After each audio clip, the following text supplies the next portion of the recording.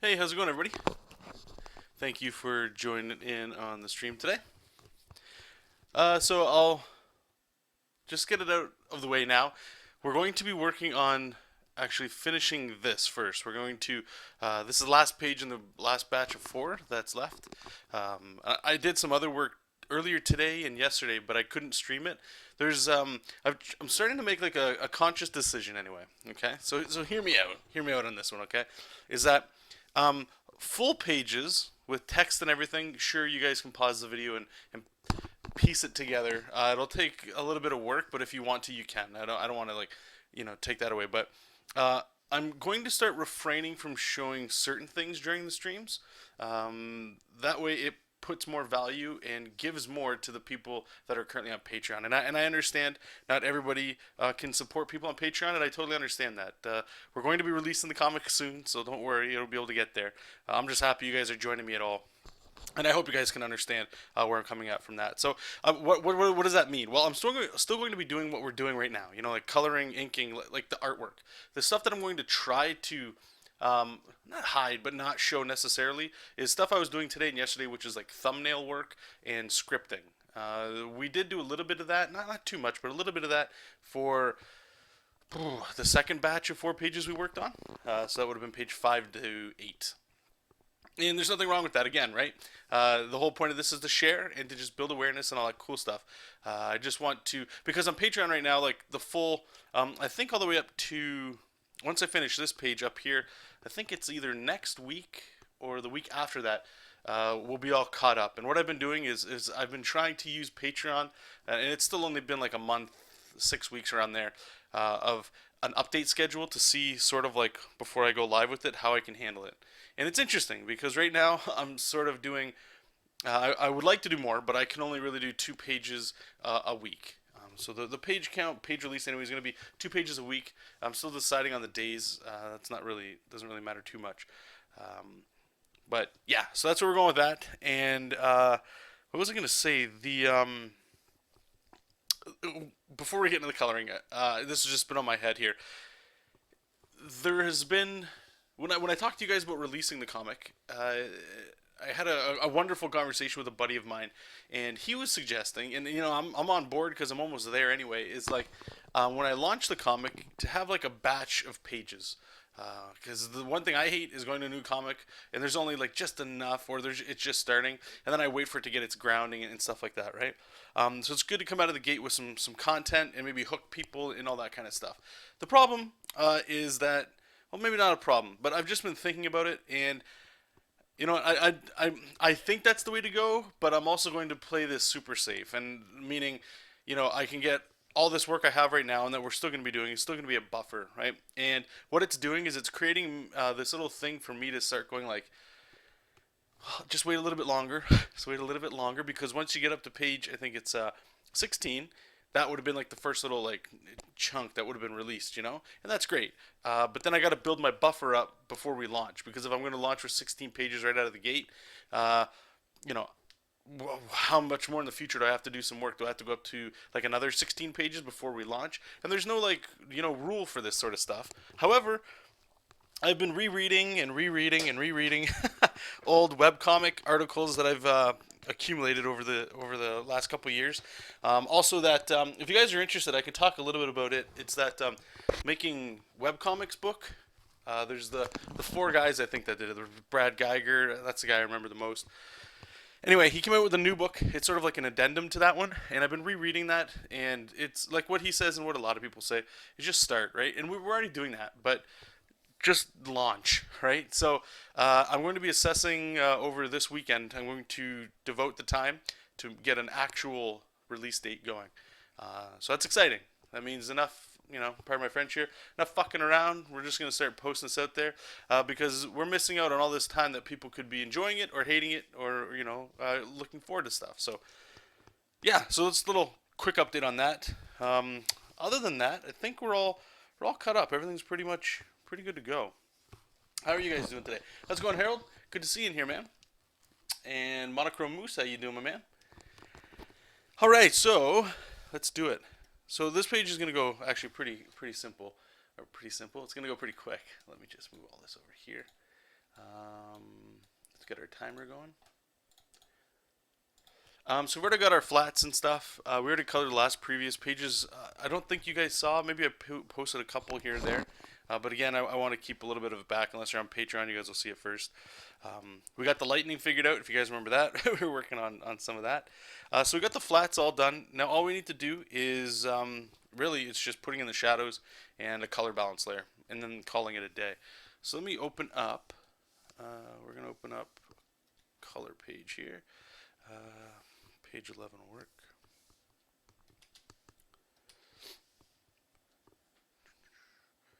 This is one of the pages finished up there. It's coming along good. So this is the color balance layer that I keep talking about. So we got our flats and I put the shadow in there, and you guys saw me, or you guys have probably heard me doing that.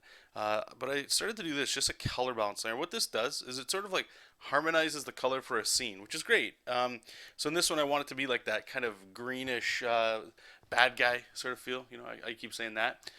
So it's easy to have your flats, and it almost, it's not the greatest way, and there's certain things that might not work that well with it. However, for what we're doing, I love it. So it's a quick color balance layer, right? So here's the plain flats, the colors that we already liked and stuff.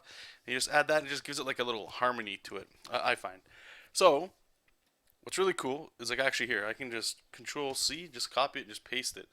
We're gonna get to that page in a second here. Right up here, so I can just paste, and you can see right away everything kind of gets like this. Like, look at Momo especially; she kind of gets like this sickly look to her, you know. Let's duplicate this one so I can see it off screen. Okay, we can kill that. Sup, Kong? How's it going, Ink? How's it going, man? I am well. Okay. So we've got that in there. Let's turn that back off, and we're going to go to this layer, and we're going to turn it to normal because I just need to get the shadow color that we're going to use. Let's just move that over here. Oops, put that there. Okay. So again, this is the layer that we'll put over everything. So let's get this going.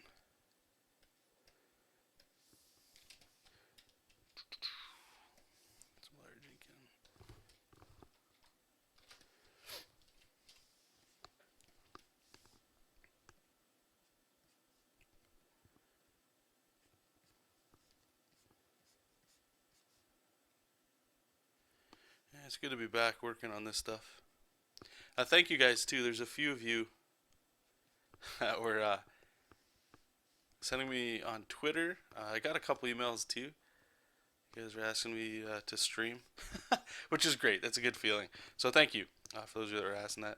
I missed you guys. I was going to actually stream yesterday, but unfortunately my girlfriend had to make a tough decision, and one of her budgies got really sick. I think it was, I can never get it right. I'm pretty sure it's gout, and it was really bad, and there was nothing much she could do. So obviously I'm going to be there for her, right? So we had to go to the animal clinic, and she took it pretty bad. And not to put everything to go back to the comic and stuff, or your personal work that you guys are working on. But it's interesting to keep track of time, I guess. So you can see, like, in real world, This is different. For a lot of us, if you're doing comic books or your own gig, your own thing, and you had, like, all day your job was drawing, I think it's a lot different than working your full-time job and then coming home, or your part-time or school or whatever, right? And then coming home to try to find time, or to make time, I should say. For your projects, it's different. It's a different beast.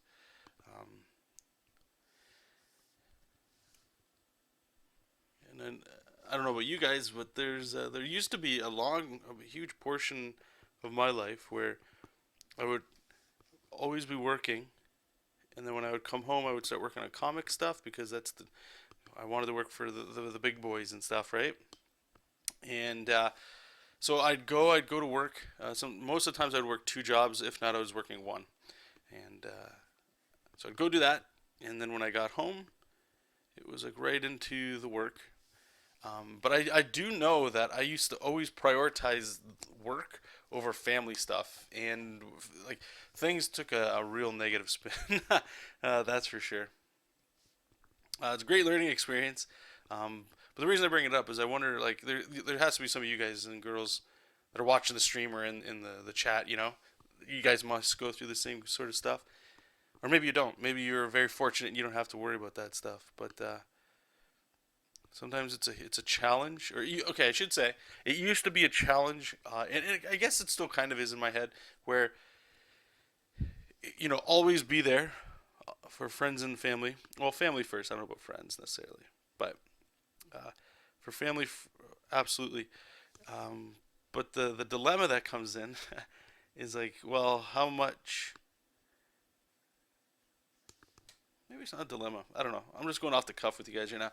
It's like, in your head, in my head anyway. It's you always want to be there for anybody that needs you. You know, this stuff is, it's not, it is selfish. Just drawing is a selfish act. We, most of us get a lot of joy out of doing this.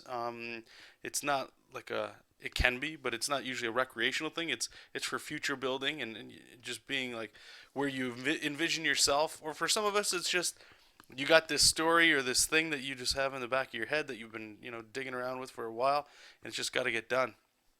Um, but it's like this tug of war. Sometimes it feels like a good example would be, let's say for me, weekends. I get every weekend off. I'm very lucky for that. I know, uh, and I've tried to make it, a very conscious effort to go see like my dad and my family.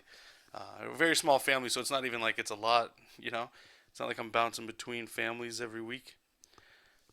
And I'm not going to say that I ever said something like, "Oh, I can't go over because I'd rather work." Like I would never lie to family like that. But in the same note, I don't know about you guys, but if it's like sometimes after work, I would love to just have a weekend to just work on your thing, or just study and all that. And I don't know. It's an interesting thing. I don't know exactly how I'm getting here, but last night when we had to unfortunately, do the put an animal down, which is, it's death, right? Even if I know some people might say it's just a bird and stuff, but it's still, it was something more than just a bird to her, right? So you have to be a human being about it, and not during that time where I was feeling like, oh, I really should be drawing comics instead. I don't want it to sound like that. Um,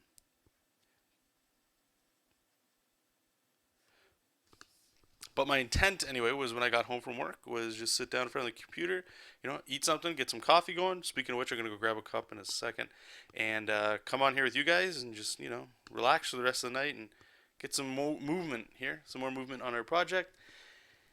But then life comes up, and there's nothing wrong with it. That's it's going to happen. I guess I'm just trying to be a little bit more conscious of that. And not being so. I used to be really like I don't want to say back in the day, but I'd probably say good, maybe like 10 years for sure ago, it was always like this was priority. I would always be there if people needed me, but making specific time for somebody would have been once in a blue moon. And a lot of negativity came from that. You got the Frame Perspective book. Awesome. How is it? You like it so far? Good. So, Inkbot, tell me this too. Like when you're reading that book, I said this the other day there. I read it the first time and it was awesome. Things were like, oh, this is cool. I can't wait to try this stuff. Um, but maybe I tried a little bit of it. I think I've read that book 3 times, and on the third time, it clicked. So what I'm interested in here, because it's really not like a deep book, but it's a complicated topic. And what's awesome about his artwork is he makes it seem like it's so simple. So, what I'm interested in is, are you understanding it right away, 100%, and you're good to go? You can't wait to start putting it in your own work, or do you feel like that until you try to work it into your work? And I know you just got it, so it's a little early. So I'm excited to see like in the next couple weeks or whatever, how that all comes together. You were intending to try it out more, but we're kind of slogging through your post-work time this week. Gonna make more. See, okay, yep. Because it's a heavy book, man, and I think a lot of people too. When you grab like anatomy books, it's squaring away study time. It's hard sometimes, man.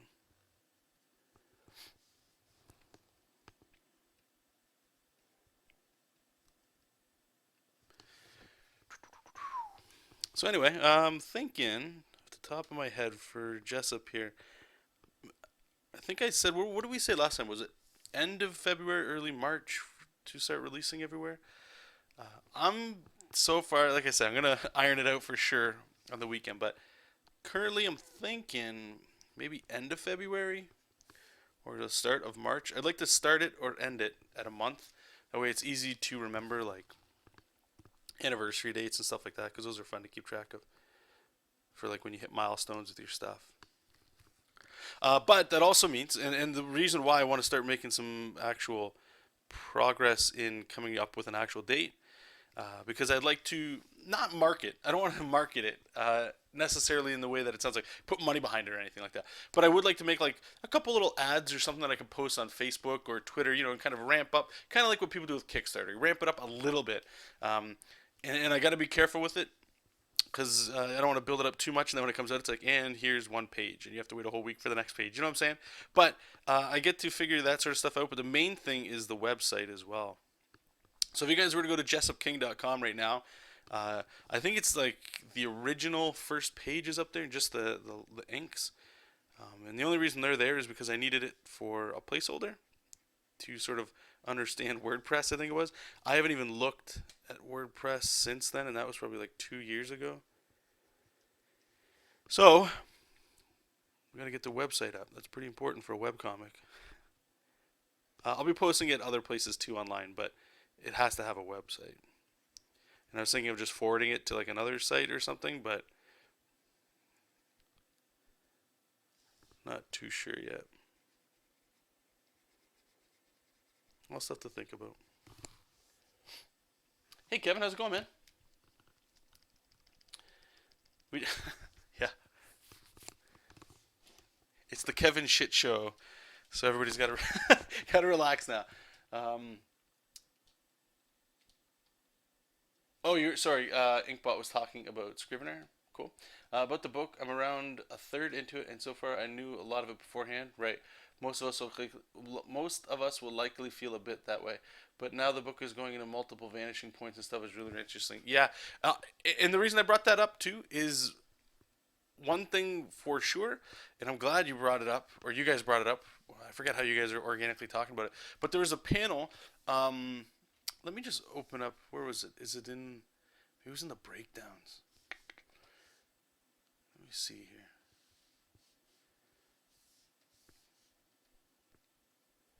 Page 9. I don't know if this is going to have it or not, but it was doing just that. And I know with the silhouettes, actually, like it's a little more difficult when you're doing figure work. We'll see that when we're doing that today. But when it's like scenes and stuff, I find it helps so much. Like it is composition in that, but it's also like just changing, I guess, a lot of just the way you think, or at least the way I was thinking. So like in panel 3 here, if let me just turn all this crap off. Right? It was imagine it all black, but this was that thought process that reminded me of that, and I was glad you guys were talking about that. And this is when things started to just kind of click. Like, well, if I use the silhouettes anyway, for me anyway, it's a lot easier to see this stuff. And in that book, everything he's drawing it is like thick black lines, right? Like a little thumbnail of it on the side, and it just helps so much because the visual language is there. The difficult part is like trying not to detail it too much to the point where it's like you kind of lose that shape and that silhouette that you had. So that's why I'm interested in seeing and hearing more from you guys about how all that's going.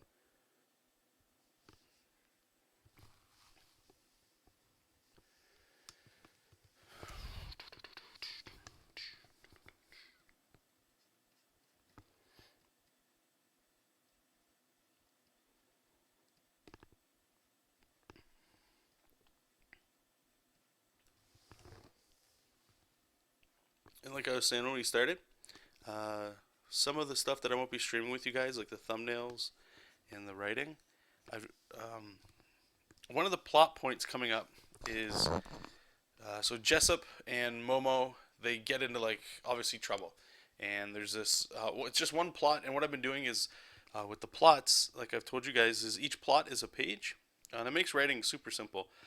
And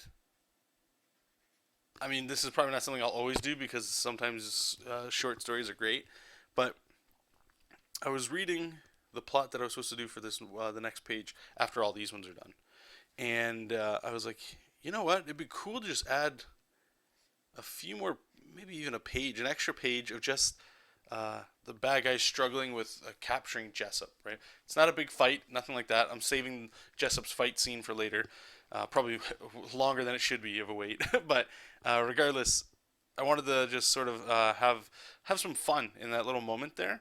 And I'm looking at it and I was like, I only put one little panel for this, or one little plot point, so it would be done really quickly and we would just be moving along with the story.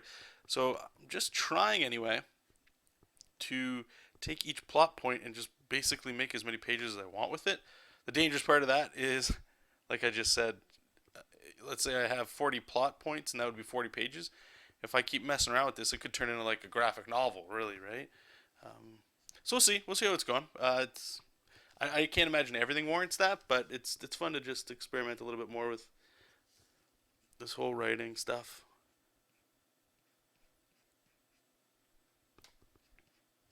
I can't wait to tell. Like I'm thinking the next story after this one. This one's a lot more hero's journey kind of stuff. You know, good guy saved the day, and hopefully there's a little lesson at the end or something like that. But I'm thinking the next one will probably be just like straight anime kind of action. I'm hoping, because like right now I'm doing a lot of storytelling stuff and it's fun. I just want to get into like seeing Jessup just ripped, you know, just muscle fest, just feeding the news to like some space slug or something. So we'll see. I was thinking, if you guys remember, I wanted to have like a Magic the Gathering style tournament or something with card games and that. So what I'm trying to plan in the background for the next story is it's along that, but what if it was like Magic the Gathering, but each person, each player has to have like a champion with them, and what it is the player playing the game, they play stuff, but that lets the champion sort of like fight for them or something. So Jessup is the champion in this case. So it's like you get to hire your own guy if you wanted, like this, you know, a guy that's really good at fighting or something like that. He could be your bodyguard while you guys are playing, and it sort of lets me have a little bit more fun with mixing that sort of stuff up. So we'll see. We'll see how it's gonna go. Lots of stuff to do. One step at a time, right? Hey, how's it going, Pillowhead? I find when you're first taught about perspective drawing, the way it's taught kind of instills with you the idea that you are supposed to add more vanishing points. Okay, yep. In that sense, the book explains the concept very well. I would. Okay, cool. If anything helps you with perspective, that's good. It's a topic that I know a lot of people shy away from. And there's so many different versions. Like vanishing points will always be vanishing points, but like I've shown you guys how I was taught perspective that changed how I looked at it. And I've never really seen it in a book before. Just the concept of like, okay, get a ruler out, get a pencil, and just go to town. Pick like, even just do 1 point perspective where it's like you pick a point, you just you rotate the ruler, you know, and you draw. I used to always go like, okay, well here's the vanishing point, so I'm gonna put the point ish of my ruler up at the vanishing point like this and draw. Move, draw. The guy that showed me, he was like, just buy a bigger ruler. I've got like a meter stick over here when I was using it back in the day, and you just slap it on, and as long as the ruler's on that point, you can go. Well, what that did was now instead of just drawing one side, I'm drawing both sides, so drawing perspective points took half the time. And then he was like, okay, keep it simple. Just do horizontal lines that are totally straight and vertical lines that are totally straight, and just load it up. Don't feel shy. You know, just make it quick. Don't spend a lot of time doing that. And then you just grab a kneadable eraser, lightly erase it, and you've got like a grid there. And you can just freehand over top of that. Then you're good, really. But if you wanted to straighten those lines up, you just put a ruler over your sort of gesture lines and you tighten them up. It blew my mind. When I learned perspective, it was probably similar to a lot of you guys. Like it was in school, and it was all like, I don't want to say math, but the language wasn't understood just yet, right? So the teacher, at least my teacher, it seemed that way anyway, that he had to like explain what a vanishing point was, some of the rules and why you do things. So it like bogged a lot of that down. Speaking of lessons, at that end, do you think of sort of a theme or point you're trying to get across, or just want to tell stories in general? Yeah, there's generally a theme that I'll start with, and then I riff off of that. And the hard part is, and I'm not a developed writer by any means yet, right? So this is gonna take time to get in better at, and I know that, and that's fine. So I know my message or what I'm trying to get across might not come across as well because of my lack of writing ability, right? So, but I still try to at least have a moral, and it's something I learned from Jersey Drozd. Whether he's doing it or not, it's something I got away from how he talked, and I agree with a lot of what he's doing. And to be fair, this sort of story, it's not really that mature, right? Like you can just look at this, like the colors that I'm using right now. It's very, hopefully it's fun, So it's not taking itself too seriously. It's not dark or anything like that, where there might be a little bit more things to play around with. But anyway, it's like starting with the idea of like a moral. And Jersey always used to talk about, I believe his favorite, I don't know which one is his favorite TV show, if it was He-Man or if it's Transformers, but it just reminded me of like kid shows, Power Rangers that I used to grow up watching, Ninja Turtles, all that stuff. They all have a moral. There's always something in there, even if it's as simple as like bullying is bad. Or I still remember this one episode of Power Rangers. It's not even very good, but for whatever reason I remember it. Kimberly is having literally a bad hair day. Everything she's doing, she sleeps in, all that stuff, and it rains and her umbrella breaks, and she goes into school and she's just soaked, right? And what happened was, at least the moral I got out of it by the end of it is, no matter how bad the day is or how bad things seem, you've always got friends to fall back on. If you don't have friends, hopefully you got family. You've usually, rarely you don't, but usually people have somebody that they can fall on, and you're also there for them. And that was like the moral that I got out of it. And it's a simple thing, but they were able to get an entire episode out of that, right? With a boss fight, you know, obviously it's Power Rangers, so there's cool stuff going on that I liked. And that's really, it just sort of, I like to write that way. That way, again, it gets things moving. And sometimes it's hard, like, what's the story I want to tell, or the lesson I want to tell, or it might not even be that for some of you guys. Some of you guys, you just might want to go like, I don't know. It could be anything, really. Talk about a favorite sports team, or, whatever. I don't know. An event that happened to you. It's something I'm trying to do is keep a journal going so I can just sort of fill it up and read it from time to time, because there's certain things that happen in your day that might turn into a cool story, that you can put into a comic book. It's really just an excuse to keep things moving, because I think one of the worst things you can do is at least not do that and just draw stuff, which, if you're just drawing to draw, of course it's different, but if you're trying to maybe just stretch your wings a little bit, I'd recommend maybe trying that out, because it sort of focuses where your writing is going to go. Because if you don't do that, then you can kind of get into that spot where it's like the vision kind of gets lost. You don't even know what you're even writing about anymore, and that can be scary. That's a hard thing to get out of. Unless you guys are like, some of you, I'm sure you are. You guys are just excellent writers, and you're already able to. That you've got enough experience under your belt that you just want to draw somebody fighting somebody, but you've written enough comics or something, and you'll figure your way out of it. It's not a big deal. But that's not me just yet. So. Hey Harold, hey Rector, when will you have that action of Phil with stroke on your Patreon? Oh, it is He-Man for sure. Actually, you know what? There's a book I'm looking into maybe getting. I'm not sure. Might add to my wish list. It's that one that I've seen a few people. Jake Parker, I saw him show it too. I know Jersey has it. It's like this thick, like Art of He-Man book. It's really cool. I love the lot of that art. Anyway, to answer your question, Harold, I'm not sure, dude. Actually, here, let me see something here. I'm gonna just add it to my to-do list because I don't know if I actually have it in here just yet.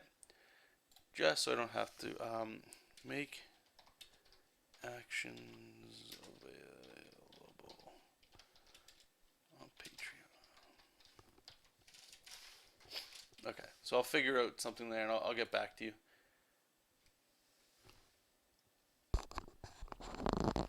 Or Harold, actually, here, if you want, just message me on, or send me an email.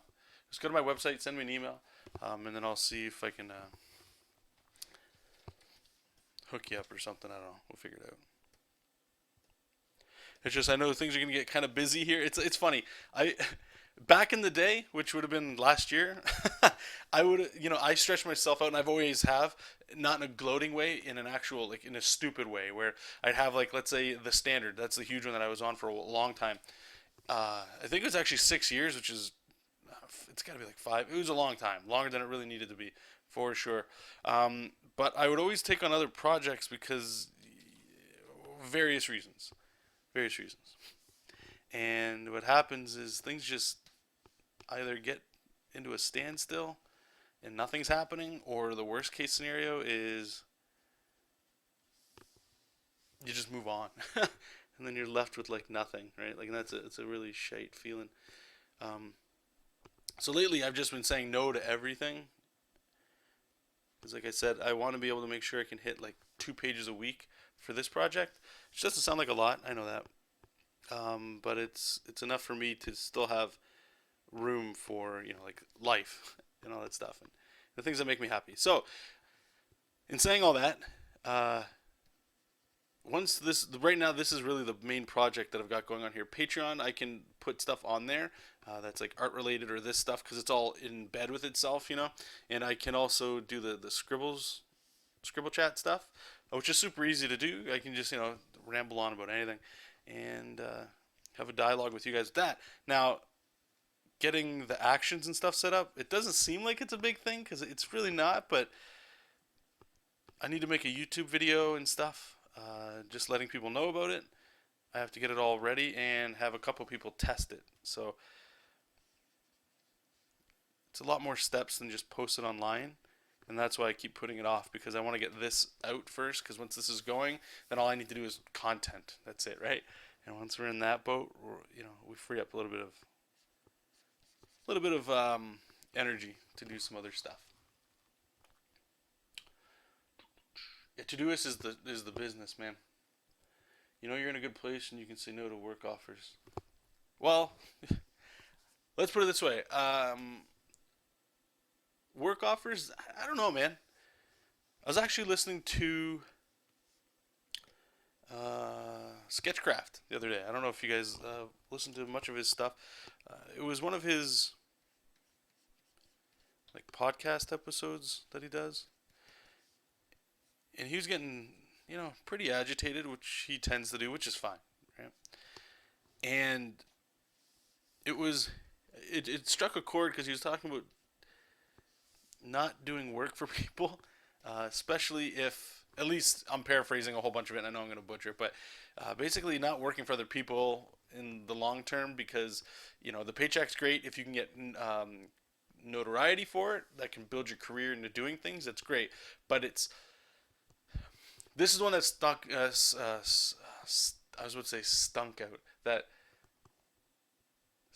out to me, which was, and this is something I'm trying to go forward with, and I know there's going to be a couple emails coming up soon of people asking me work that I said I would have done before, that I'm going to say no this time to, but it's, so let's say Joe Blow sends me an email saying, hey, I'd love for you to do a comic book cover for me. And I'm like, okay, cool, let's talk, and I find out that their project is just about, I don't know, a space slug fighting bounty hunter. And I've never heard of it. Most people have never heard of it. The book's just coming out, and the art's like indie style, and it's not, I don't want to say it's not up to par, but I hope you guys know what I'm saying. Like, there's definitely certain people that, there's different skills for everybody, right? Anyway, the long road to this is basically saying no to those people unless I need the money. You know, like if I lost my job or something. Luckily, that's not the case. But is saying no to those people because their project that they're working on is theoretically in the same thing as this. What I'm doing right now is indie work. I could ask for people to do covers for me, maybe some fan art and stuff like that. But that time that I would devote into somebody else's project to help them, and they'll say that you drew it and all that stuff, which is very kind, very awesome. But you don't like I've never seen royalties from something like that. I've always just charged basically like a commission, a flat commission, which is wrong in hindsight because what you're doing is two things. One, if I'm creating art for you that you're going to use to make yourself money, I need to know that, and some people aren't honest, but most people tend to be. I need to know what it is in the context of what you're using that artwork for, because one of two things can happen. One, I still want a page rate for that, plus I would like royalties on it, which usually, like, and I can guarantee you guys, like what, one in a million, one in a thousand or something of those projects will actually turn into something. I wish more did, but that's the reality of it, including my own stuff, right? Or it's like I just charge a higher page rate than I normally do, that I like right now might put me out of my comfort zone asking people for that because it's like a lot, and then it's up to them, because even if they say no, I'm still putting the time and work into my own stuff, and this is still doing the exact same thing. You're still posting online, you're sharing it and stuff like that. If people are coming up to you for artwork or need help or they want to pay you for work, you're at a point where you can do your own stuff. And I'm not saying you have to, do all the commission work you want. I'm just saying what Rob was saying anyway, at least what I took away from it. And it's true because I've started to notice that that's the road I'm going down, which is, and this isn't for everybody, but there's this line where you should always be doing your own thing, whether that's trying to get work at companies and stuff like that. That's cool too, but you should always be moving in that direction. Any other artwork you ever take in, unless you absolutely need the money, there's probably no reason for you to do it. And that's usually it. And I'd love to have a discussion on this if you guys have like different viewpoints on it. Again, I would love to. I'm not going to debate you guys. I'm not attacking. I'm interested in what you guys would think in something like that. So an example for me anyway is a lot of like what I was doing for a long time, and I was never happy with it because everything I always hoped would be like a stepping stone anyway to be working for like Marvel, DC, all that crap, right? That I don't want to do even now. And I've talked to you guys about that. Nothing against those companies or anything. Just the idea of it doesn't make me happy, right? My opinion might change if I didn't have a job, for sure. Anyway, it's just, I don't know. It's odd. It's odd to me that, for me anyway, I've waited so long to just do something, and I'm grateful. I'll always be grateful for where I'm at and everybody that's helped me get here.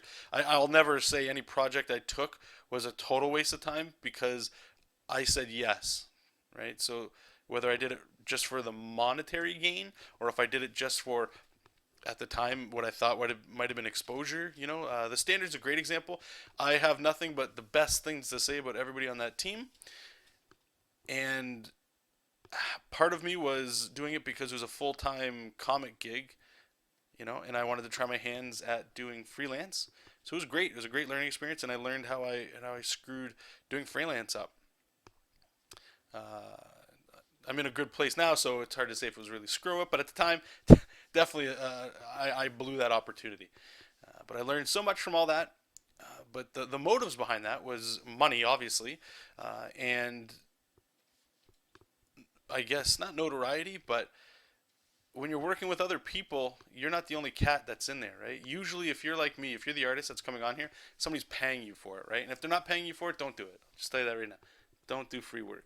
But you're getting paid to do it, so somebody's fronting a bill at some point to do everything, right? So in this case, it was John, and he would not only be paying, but he's also be paying for like the marketing and the publishing of the book and all that stuff like that with Comics Tribe and all that, right? So all I needed to do was draw, which it's comics, right? I enjoy it, I love it, And just from that, it was sort of like, okay, well, this is the routine, right? I would just work for somebody else, go from job to job, until it was like a stepping point into like a publisher, so I could do more comics full time. But in my head or whatever, if it was like with Marvel, DC, or some other company like that, well, then there's a longer term employment there, and that doesn't exist anywhere, right? Like even the job I'm in, even the retail job you have, nobody knows, nothing's permanent, right? They can feel permanent, but they're not. They can temporarily be great, which is awesome.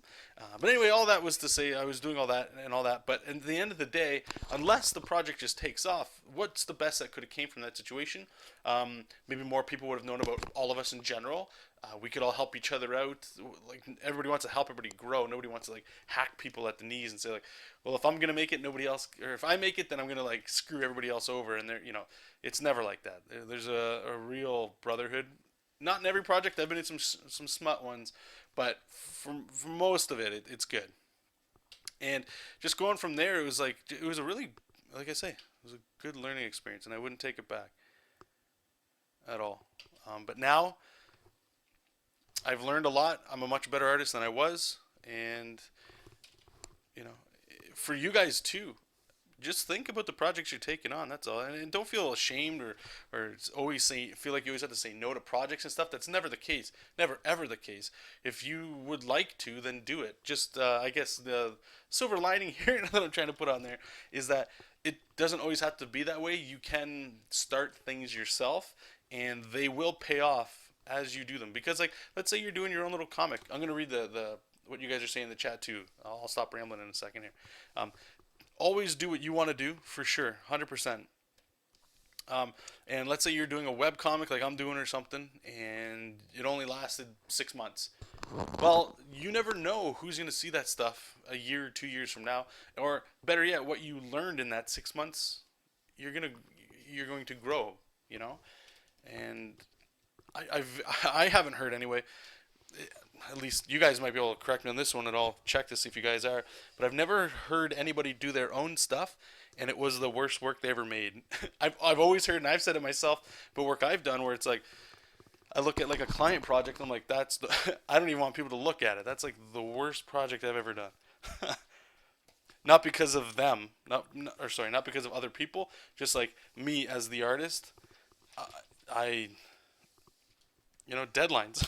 I'll just say deadlines. Sometimes you gotta hammer out artwork just to hit a deadline because you need a paycheck or whatever, right? But I've never heard that for people doing doing your own stuff. If you're making your own project, I've never heard people saying, well, I just wanted to, get it out to people as fast as I could, so I made the shittiest work, and I don't even really want people to look at it. Just never heard of it. Anyway, okay. Jonathan's got a lot. Okay, whoops, sorry. Let me. Ben is saying, speaking of Scribble Chat, I liked the one posted earlier. Did you check out the link I posted? I did not, Ben.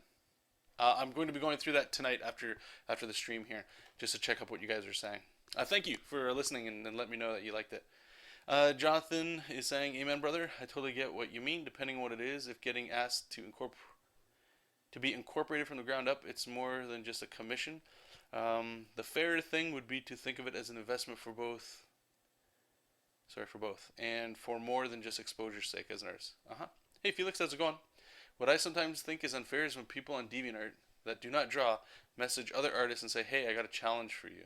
The challenge is basically a full description of a character of theirs they made up but haven't drawn themselves, basically asking for free concept work. Yeah, that's pretty greasy. Artists got to put a value in what they do, and at any level, it's not cool to see other artists get taken advantage of. There's this one I've seen who got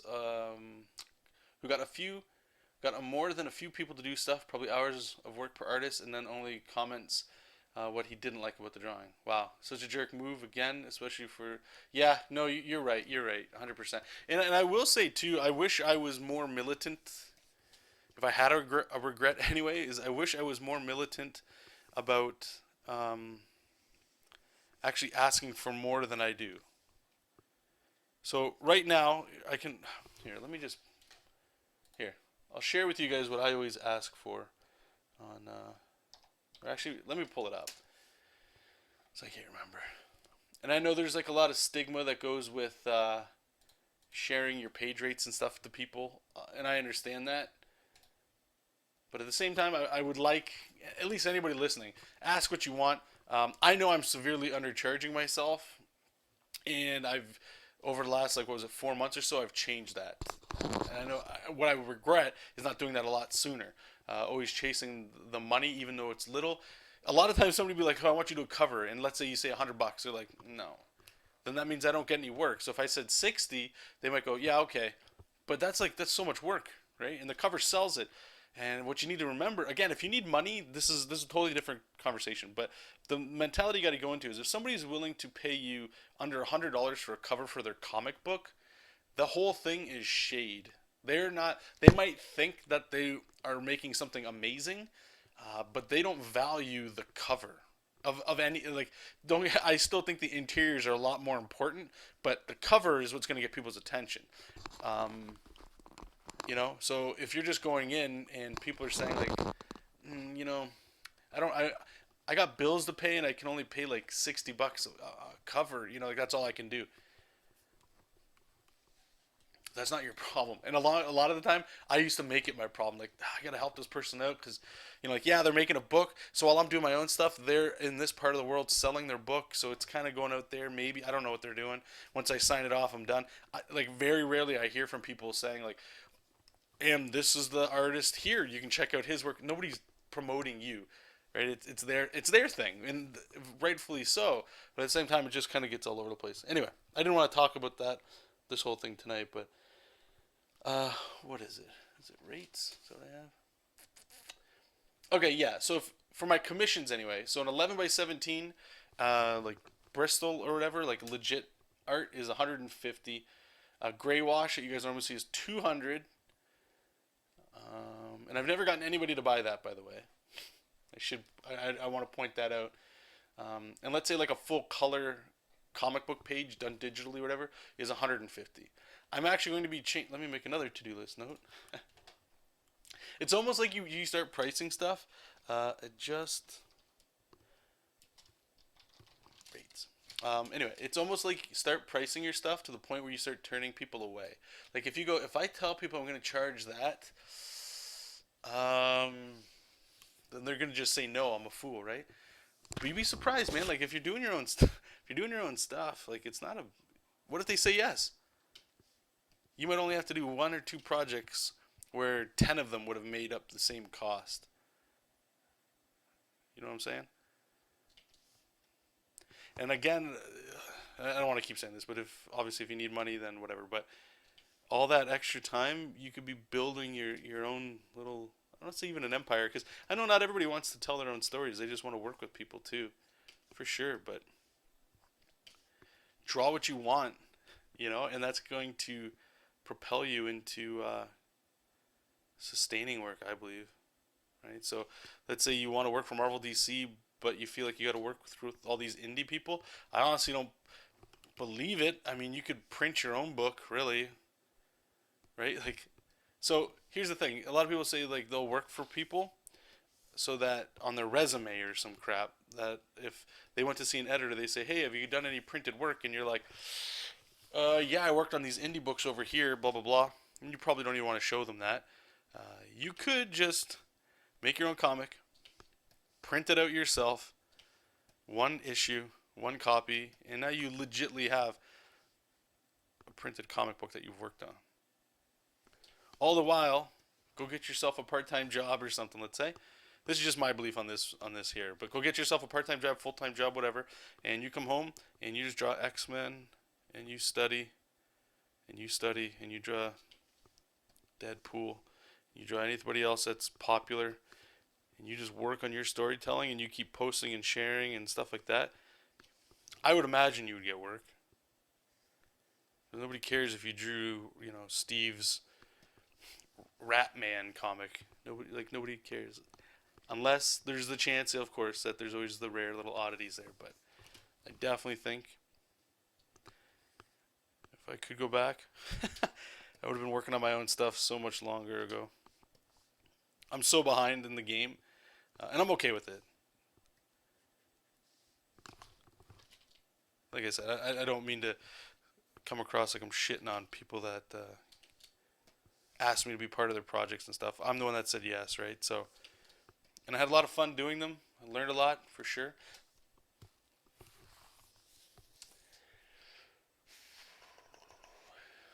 An apparently common thing is for people to ask artists to make sample work or work tests before committing to a freelance contract and then using the samples. Yeah, I've heard of it. I've luckily never found that. I usually demand to get paid up front, and that actually a lot of people say no to, and that's fine, right? Because for me, it's fine anyway. I have a job, so I'm not strapped for it. This whole conversation is a little different if you're a legit freelance artist, I would imagine. Um, no, it's all good, Jonathan. On the other side, would you say that the approach you've had has helped to find more positive collaborations? From the vids and chats, it's always felt that you have a good approach, not just to art, but positive view with people. No, yeah, like I say, everything I'm saying is probably sounding aggressive for sure, and I don't mean it to be. I'm just, I guess, putting out just letting you guys know that there's real, my perspective, there's a real value to making your own stuff. You could make your own comic books and still do pinups for people, and you'll make more money than doing comic books. If you love comics, just make them. That's the thing that was always in the back of my head that I've always screwed up with, is that you guys can go back and look at the channel, right? And I said this, I think, a few months ago, once I decided to go, enough's enough, which was like the thing I say at the end of every video, at the end of every stream: keep reading comics, keep making comics, right? But I'm not making comics. I wasn't making them because they take so freaking long, and all these other people are coming up to me. Not all these people. That's making it sound like I've got like a lineup of clients, and I don't. But I'm fortunate that it always seemed that I'm very lucky that a lot of things always lined up when projects ended, or there'd be like maybe a month or two, and that's when you'd start to see me doing like prints and other things, right? But all these projects and all that, as great as they are, it was short-sighted, is all. Because I could have been making this or anything else at that time and still selling pinups and prints for people and making more money. And it's not just about making money, but at the time it kind of was, because no, it really wasn't. I'm lying now. I'm actually just lying to you guys. It was never about money. It was about launching points. If I did a project with somebody else, it almost expanded my fan base, I guess, or possibilities of future work, because I did Joey's rat comic, and Joey's over in some part of the world trying to sell his rat comic, Ratman. That's what I'm trying to say, not in a derogatory way, but like his Ratman comic. And so while I'm over here in Canada doing my little thing, maybe somebody goes and buys Ratman, and then they seek me out from there. That was like the idea behind it. But in reality, what it should have always been was the long term. Remember, I like to say this: is it's not about what you're doing right now that's going to last for the next 5 years. It's what are you doing right now that's going to last you for the next rest of your life. The long term stuff, and the long term stuff is making comic books. For me, anyway. I work at a video game company, and I love it there. It's great. I do a lot of awesome things. But I'm not saying I want to leave for comics. But if the opportunity came up where I could make a living off of doing my own thing, that's like everybody's dream. Even the place I work at. Everybody there is awesome. Even the guy that runs the company is a great guy. He started that company because it's what he wanted to do, right? He got into a position where he was able to do his own thing. I'm not saying everybody has to be like the boss, and everybody has to. There's a lot of people that like just working for somebody else, being like a. I heard Gary Vaynerchuk say this, and it stuck with me because it's real, and I think it's true. Is we have this thing right now, and I was stuck in it for a very long time, of being the best you can be at everything you do, which is great. But all this like self-help gurus, time management, all that stuff, it's always about you being like number one. Not meaning like number one is in you have to take care of yourself. Being number one is like you're the best at something, right? What I've heard as an argument to that, and actually it spoke more to me, is that can't be true. or there's a side that says that can't be true because like the world still works off of number twos and number threes and number fifth on the list. A company isn't just run by bosses, right? A company's driven by some people like to go like, what would you like me to do for you? I'm gonna knock it out of the park. Some people are like, you just let me know and I'll come back to you and I'll think of something. Some people are like, I like to have control of stuff and help people become better. Those are different things. So the trick is figuring out what you are. Are you the number one? Are you number two, number three? And that's not saying you're the best and then you progressively get to the shit. That's not true at all. It's the this is just the position. Do you work well with letting people know what you want, or do you like helping people get their visions out there? That's all that is, and it's I don't hear that talked about really at all. So when I heard it, I was like, that's for me. I've noticed it just to be true for a lot of things in my life. I don't know about you guys, and it was like this huge relief, I guess, in a lot of ways, where it was, everything you do doesn't have to just be about, okay, well, you're going to become that freelance artist, let's say in this case. You might not need to, right? Like I could have a great life doing stuff, and that life, what I have right now, is letting me do this, and this could become something or not, or whatever, right? Anyway, we're going all over the place. Yeah, I know. I hear you, Zelda. She just wants. Oh, I'm gonna have to pet that belly. Oh, you can't be sleeping like that. Oh, you big kitty cat. Oh yeah, it's a big momo. I hate when cats sleep and they turn into like a little ball. Some of you guys might not be cat people, but for everybody else, it's a cat person. And they're in that ball, and then their arms go up like this, and their legs, and the belly is right there. It's just pure soft fur. You gotta pet that. Felix, you feel the same way about being behind? If you want to be a comic artist, make pages. If you want to be a character designer, make characters. Exactly. Yep, you're right. You're right. I'm just gonna pause the. Oh, not pause it. Here, let me zoom out so you guys can see the whole thing. I'm gonna grab that coffee, and I will be right back. We're almost done this page too, guys. Okay, pause this here.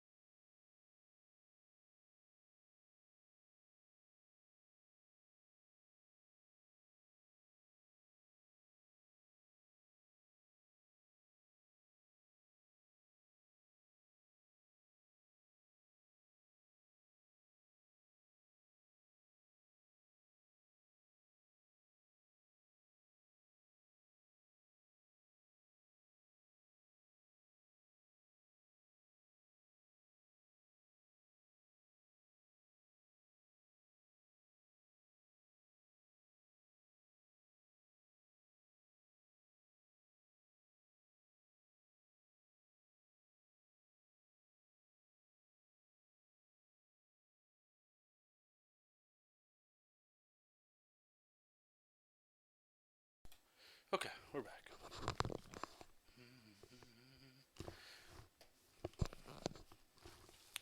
All right. Let's keep this gravy train going.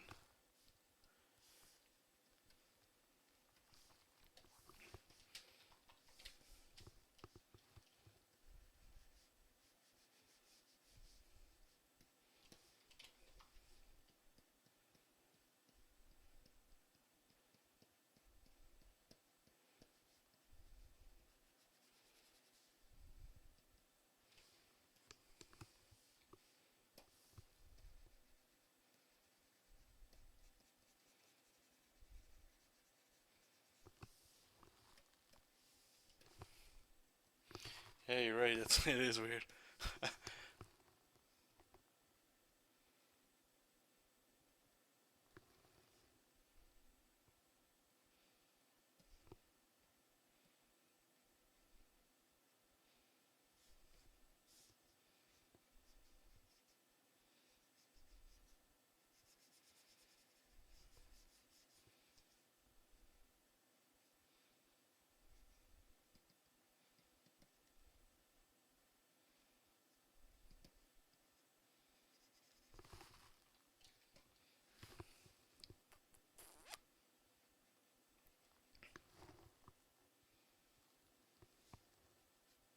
So let me just ask one question for you guys here. If there is anybody in the chat, I know there's a couple vocal people, but there's more people watching than obviously chatting, which is fine.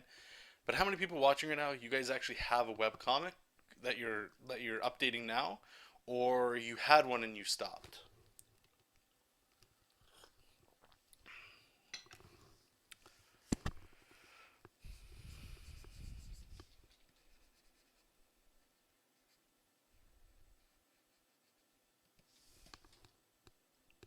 And the reason I ask is please let me know what's your regret, I guess, if you have one. Was it you didn't launch with more than one page? The update schedules got ahead of you, and you just lost the passion for it. Could be anything. Just curious.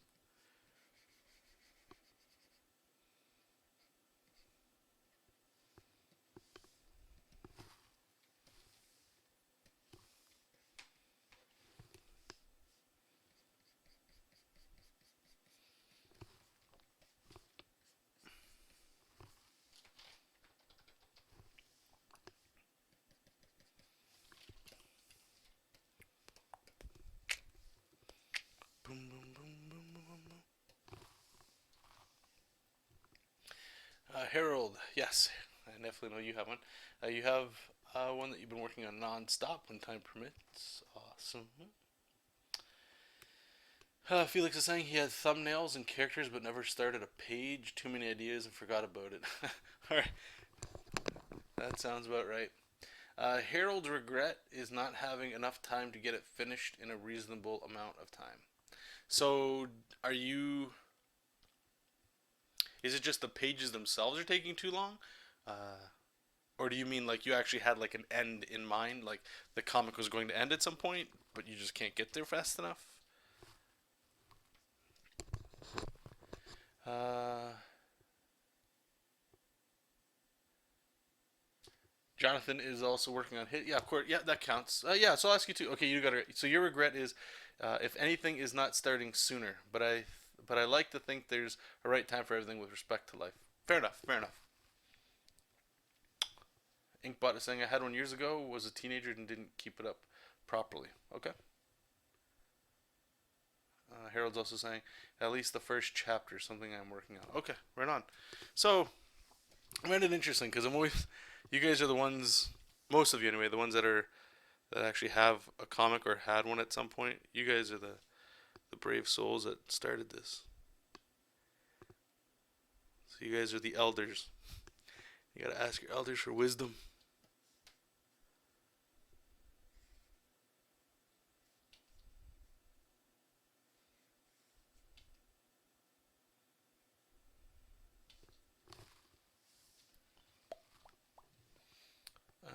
The pages because I have a day job, a kid, a wife, and other side projects. All right, so Harold's the busy guy, man.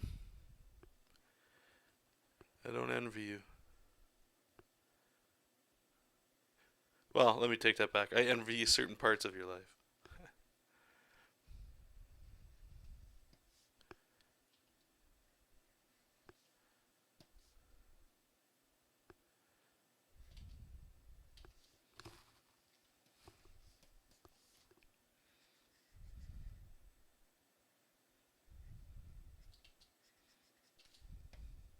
So, are your I'll ask you. I'll just call you out a little bit here, Harold.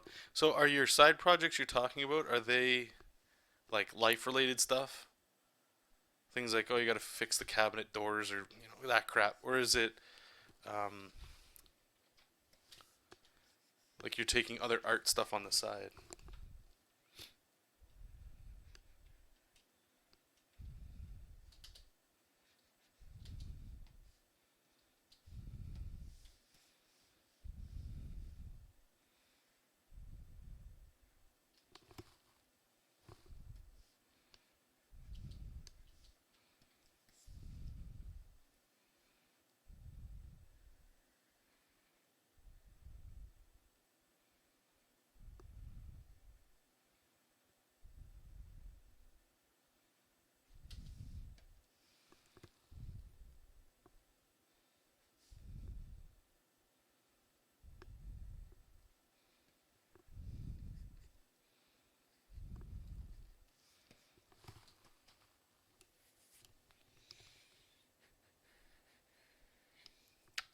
Elders, no man. I started doing it because I saw your videos. Something. Yeah, but you guys are start, man. I'm just drawing pages right now.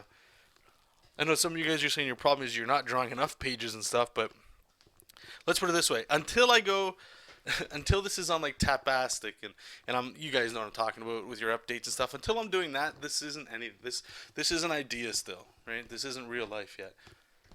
This isn't real life. John, do you ever feel? Whoops, I forgot to get my timer going. Okay, John, do you ever feel that you would have learned all the things you have so far if you didn't do as many other pro? No, absolutely not. Um, a great example. You know what? So here's regret's a funny thing. We all have it, but I don't think you can get around it, right? Because like every decision we make is like. Sorry, I'm just drawing here. Everything we do, there's a choice, and unless it's like due to laziness or something, things happen for a reason, right? A great example would be I don't think I'd be able to color even currently as primitive as what I'm doing is. I wouldn't be able to color this way unless I got the job that I have right now. And I've said this many times, many times, just for the simple fact that before I had this job, everything I was doing, like I was farting around with some color and stuff like that, but nothing. I just would have had to learn a lot on my own. And when I got the job I have now, it's video games, right? And few people make black and white video games, and that's cool, that's fine. But knowing that, I had to step up my game, so I'd have to come home from work a lot of times and just look up tutorials and find little, like tricks I guess I could use that I could bring back to work and stuff like that. Because I didn't want to. At the time, I didn't know what the world would be like at that job. Every job I've ever had has either been in a factory or retail. Okay, so when I was, you know, asked to work at this company, hell yeah, I get to draw every day. This is sweet.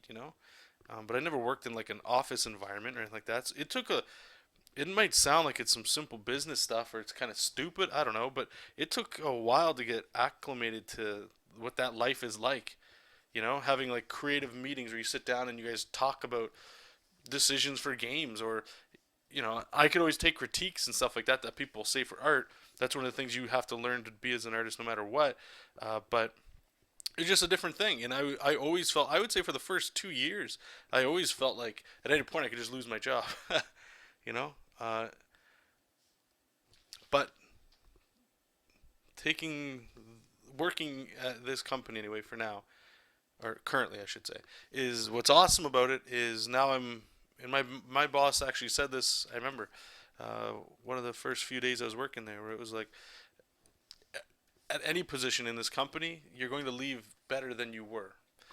And on one hand, I've always been around the comics stuff, and I've always wanted to be in that world, but I was never really actively doing it for a bunch of different reasons. The biggest one, again, I keep saying it, is because I was focusing on something that I actually wasn't happy doing, which was trying to make superhero comics for like Marvel, DC stuff. Just not interesting at all. Right? That's me. But it was that tug of war back and forth where it's like, well, eventually it'll happen if I just keep doing it, but I wasn't really doing anything. So anyway, really long-winded way of getting there is all the stuff I've learned there, from coloring, especially, to even cartoony design, simplifying design, I'm still getting better at and trying to. Where like if it was like let me show you guys like an example here, okay? One second. Let me just pause this here. So here's just a super quick example of. I think there's been a few people doing this sort of challenge online. It's like you might see somebody draw like Batman for a minute and then go down to 30 seconds and 15 seconds. A lot of that's it's true, but it's getting down to stuff like what would be a good example? Okay, so and this is all design. It's different, but like when I first started working there, let's say it's a video game, so you have a heart with a number in it, or whatever, right? So I kind of remembered I went in there and I don't have anything to draw on like this necessarily. It's all like a tablet, so my line art can't ever be that great. So I'd go in there, and when I would start coloring this thing, right, because I have to color it well, right? So we get our flats and all that cool stuff. Then what I would start doing is it's like, all right, so let's get into like, we're gonna get into some like, whoops. All right, where's our light source kind of coming in, and maybe we would start. I'd be working with like gradients and like, all right, let's get this nice, and I need this to look real, and then all right, let's just erase this side for some bounce light. Yeah, okay, cool. We got this kind of going on. All right, now we're gonna need some highlights, and I'm working in red here, right? So anybody that does anything with coloring, you know how maybe you don't, but for me, it's super hard to work with like red. It's a bitch. So you're coming in there and you're just whatever, right? You guys kind of see what I'm doing here. Maybe this isn't the best example. Whoops. Inking. Yeah, maybe we're going to red. Yeah, this definitely isn't the best example, but okay. So this could work, right? This is nothing, whatever. It's okay, cool. There's a heart here, right? And like this would be all right. So you got 5 lives, kind of thing. That idea, right? And that's fine. But nowadays, or at least currently anyway, it's like, okay, well, how do we just the most simplest version of that? And the hardest part was just like, yeah, let me back this up. The hardest part is like getting in your head, or in my head anyway, that it's like simple is better. Like not to spend all this time necessarily working on something such as this heart over here. It didn't take that long, but it would look a lot better with some proper gradients and put an hour into it. It's gonna look like a really well rendered heart, even though it's just on your UI at the top with a heart or like a number on it, right? So it's like you don't need all this stuff. Like if I just went here, and you guys might disagree with me on this one, but that's fine. Right, and I think I actually did something like this similar today. So, okay, we'll have this.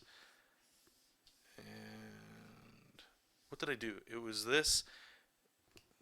Oh, right. And then you go into here.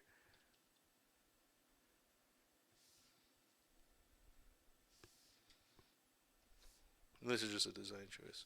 Right? That's it. Walk away. Just walk away. Where's our line art? Okay, and then I would... Here, we'll go down into here.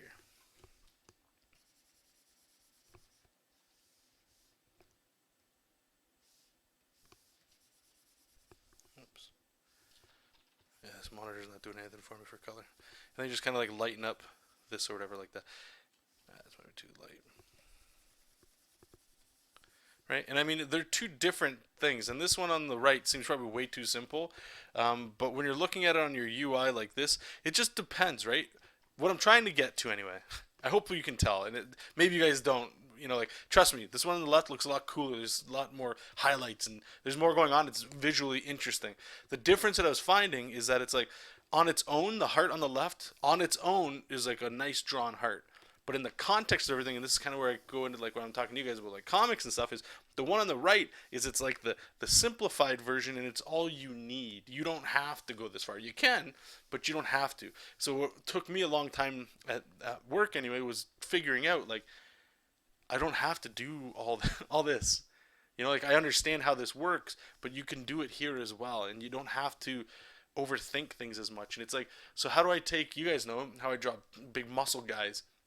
JESOP King's a great example. I'm starting to get better at like simplifying. I guess it's cartoony design, where you take something complicated and how do you turn it into something simple and still readable and enjoyable to look at. And I'm not sure if this appropriately gives that description, but anyway, maybe it does. I hope it does. But that was like the biggest thing from work that I've had to learn myself, anyway.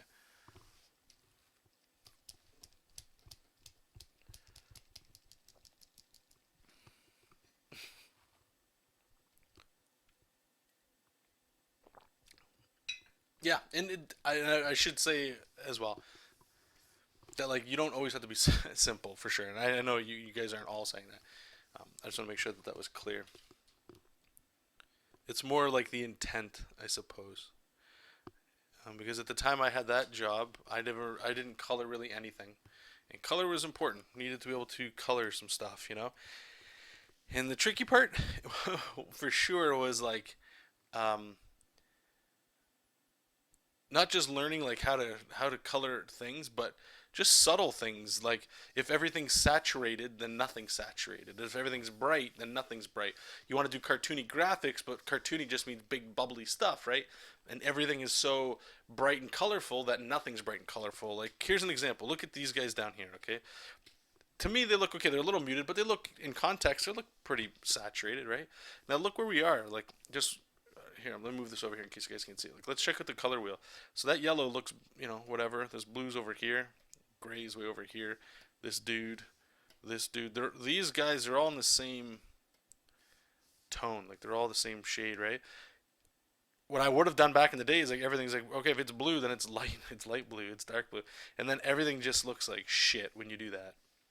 And I'm still learning all this stuff, right? But this is just the things that you learn. And the biggest thing that I had to take away, and I'll shut up about this, was like, so I was coming from a world of let's draw comic book characters with rendering and detail, right? Because that's what comic books were. And if I wanted to go to Marvel DC, that's basically what their books look like. So if that's what their books look like, I had to do that. So the hard part was going to a job where it's like, but they want simple. What? How do I do that? All the designs I'm doing, they're like, it looks good, but it's not. How do you make it look fun? And I was just like, that was one of the things that just pissed me off. I'm like, fun? What? Like, it's such an empty word. Like, take me to a place that's fun. It's like, what does that mean? But it's just because I wasn't acclimated yet in the design process of making like a cartoony kind of game. That's all. Anyway, that's all over the place, isn't it? Hey Gil, how's it going? Haven't seen you in a bit. Jonathan's got to learn coloring. There's obviously tricks, but it's like anything. Just kind of find a style you like looking at, and then there's certain rules that you can apply to stuff, for sure.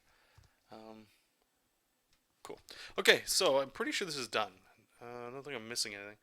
Everybody's colored, cool. So let's put our color balance layer on there. Yeah, everything looks nice and scary now. Alright, so let's save this up. I'm going to turn my text on. Got all our dialogue bubbles. Let me check over here. Cool. Okay, so we're going to export single layer TIFF. High resolution. Final. Page 12. See you later. No. Did that wrong. Export TIFF. Final. Page 12. And we're going to go, yes, prefer quality. Nice. I like how it adjusted that. Cool. And then we're going to do that again. Export single layer JPEG. Save for web. How big are these? 800. Bang. Bang. I'll show you guys this. This is how the lightning one turned out.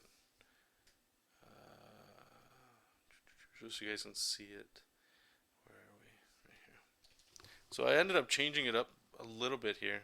You can't really see it in this one, but what I ended up doing was I pulled a lot of it back, and it was a lot of what I was just saying to you guys about trying to simplify design. See you later, Kevin. Thanks for popping in, man. It's nice seeing you again. So it's like the simplifying design. Whoops! If you guys saw the last stream or whatever, I was showing some Photoshop stuff I was doing for this, and it was looking good. I dug it. It was there's an actually different version. I ended up deleting it, so I couldn't go back to it. That sounds a little extreme, but the reason was I didn't want to go that route. I wanted to see if there's a way I could pull back and still keep it kind of cartoony, but simple, right? So it's just one color of blue, and I put some white in here, and then all I did was put some airbrush layers underneath it with blue, and just lightly airbrush stuff, and maybe I'm sure we're gonna see lightning and stuff again. So I'll show you guys how I kind of did it, and then I just put like another layer on top and painted blue on the rocks and stuff just to help give that hopefully that look of like there's energy kind of happening, and that's really where it went from here. So it was an interesting learning experience for sure because I wasn't sure how it's gonna look, and like I say, the lightning that I had in here would have been which is funny. We were just talking about this. It was too much, so it looked out of place. So when you would see just normal shots, or when she used her fire, it's like the fire's impact is actually looks a lot worse because the lightning design I had was like way over the top. It looked like something that you might put on like a basketball player in a black background saying like drink Volt Cola or something, and you know what I'm saying? Like it looked like an advertisement, and it didn't match. So I had to delete it. Don't look at it. Start over and go here. And I like how it comes out. I know there's some areas I'd like to get a little bit better at with it, but I was looking at how long the time investment was in it, and it's a panel. It's just quick, get the impact and you look at it, and move on. So that sort of thing. But I wanted to share it with you guys because you guys saw me, or we were working on it for a little while there. Okay, so let me plug this in. So that was an hour on page 12. So that it almost took 2 hours. Wow, that's crazy. I think it's because all the flats. Okay, so we go over here.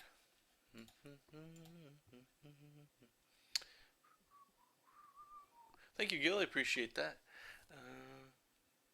Yeah, please, Jonathan, send me your Instagram. I'll follow you over there too. Working on your second chapter. I'll have to show you some pencils at first. Yes, please. Anybody that wants to send me stuff, send it to my email. It might take a little while to get back to you, but I will get back to you. Go to my website. Anywhere, any link you see on the screen, just send me a link through there. I'll check your stuff out.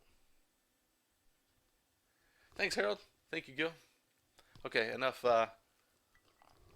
tail grabbing here. Let's get some work going. All right, so it's been a while since I've. Okay, what are we doing here? What are we doing here? All right, let's get white and we'll go to black. Okay, so we're doing our thumbnails and roughs. So first, what we got to do is make some panels. So let's do that. All right, I'm going to lower the opacity, and we're going to open up our art folder. And this is where we get into like look at all this good stuff. Oh wait, I'm in the wrong folder. Great. Let's go to art. No, chapters. Okay, so we have to go to the webcomic. I'm looking for thumbnail guide. No, that's not right. Gutter guide? Is that right? I think that's right. Yes, that's right. I've showed this to you guys before as well. So all this is I made up my gutter guide so I know the width between panels. And I just copy this in each one so that I don't feel like I have to guess every time I start a new page at how wide things are supposed to be. If you're using the panel cutter ruler or the panel cutter tool, you don't have to worry about any of that. So we're going to paste it over top, and I'm going to lower the opacity. Or actually, let's turn that red so I can see it. We'll just go multiply so we can still see through it. Okay, so panels and gutters. We're here, and I'm going to go down to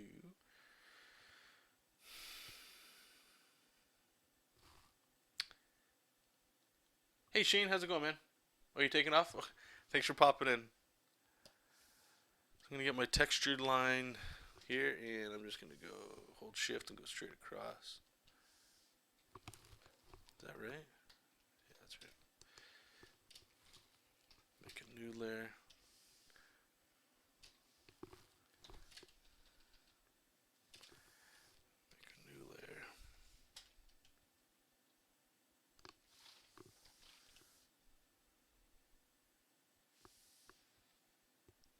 I love how much that like lags my computer.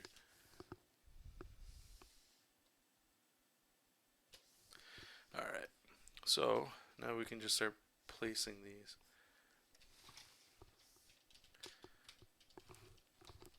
Okay, so see, this is what I'm talking about. So I know the spacing that I need here because I've already got up my guide. So I can select those two layers, and I'm just going to move it down, and there you go, you're done.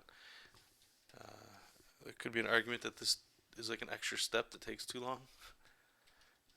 The only reason I stick with this here is because of sometimes there's panels. I don't know if you guys feel this way, but sometimes you'll do panels that are a little, what's a good way of saying it? They're just weird shapes. And the panel ruler tool, and I haven't used it too much. I used to use it all the time in Manga Studio 4, but even in Mega Studio 4, I ended up doing something like this just because I felt like I couldn't get certain controller. It was a lot more work than just taking this one step and doing this. I don't know. Probably sounds like a whole bunch of BS. Alright, so we got that. Let's get our horizon lines, or our vertical lines. And we only need two here, so bang.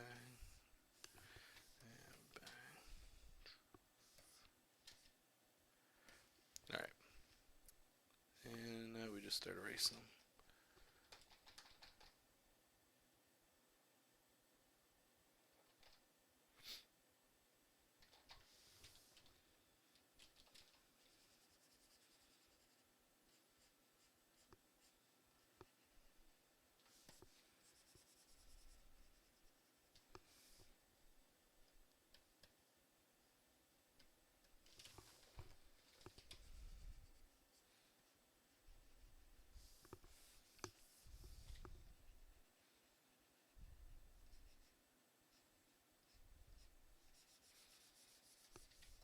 So I try to make the panels a little bit like they're hand drawn. So I'll put, like, you see this little cut in here, it's a little divot. It's really nothing. It's more like just like aesthetics. Just make it feel a little more hand touched.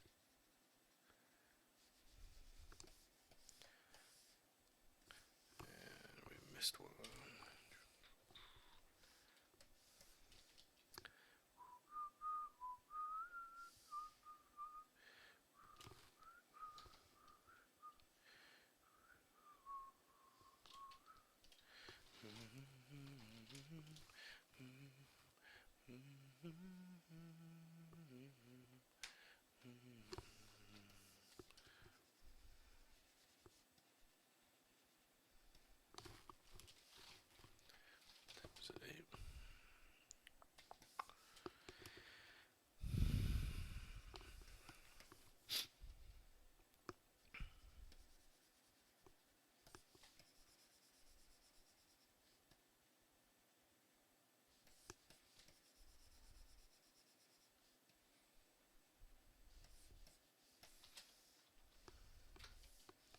Cool. So I'm going to delete the gutter guide. Don't need that. Opacity. Sweet.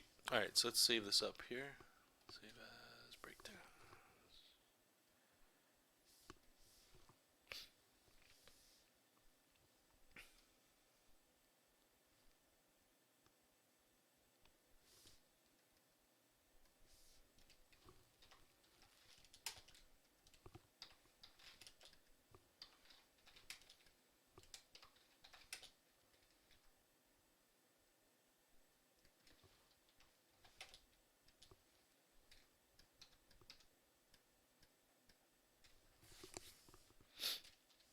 Alright, so let's get our liner.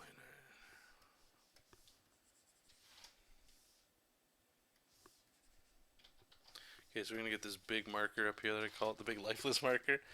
So like I said last time, sometimes you use the silhouettes, sometimes you don't. In this case, I'm not, because it's all just character stuff, so we don't really need the shapes. It just goes a little quicker. So this is the part where I told you guys they're asking for help, and she's like, you know, she clearly went to the wrong spot. She's telling them all her problems, and they're like, so you got the sad face here. I don't know how the hell we're going to do that with, like, it's got to be all eyebrow talking with these guys because they don't really have lips. As she leaves them alone. Not really a heroic thing, right?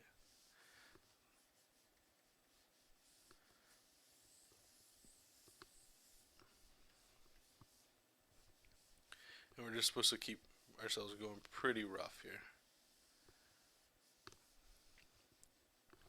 Where is she?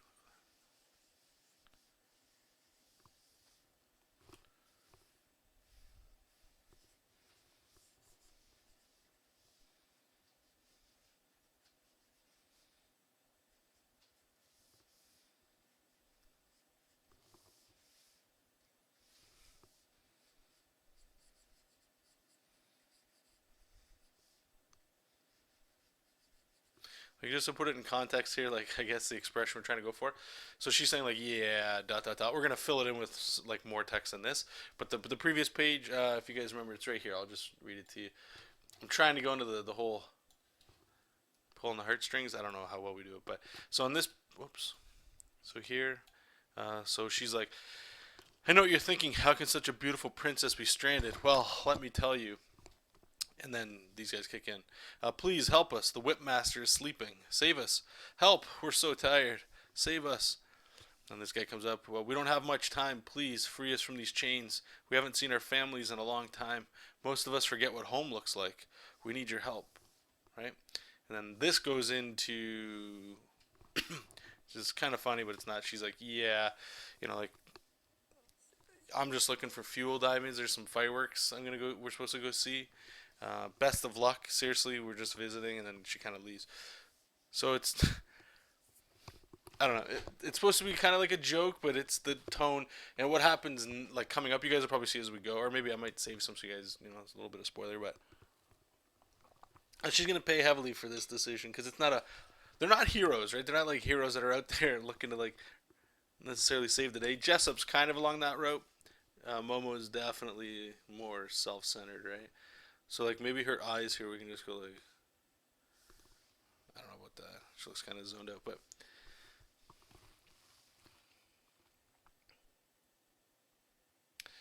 what if both the eyes and cheeks tell the emotion? And the cheeks, eh? Like sink it down a little bit, maybe.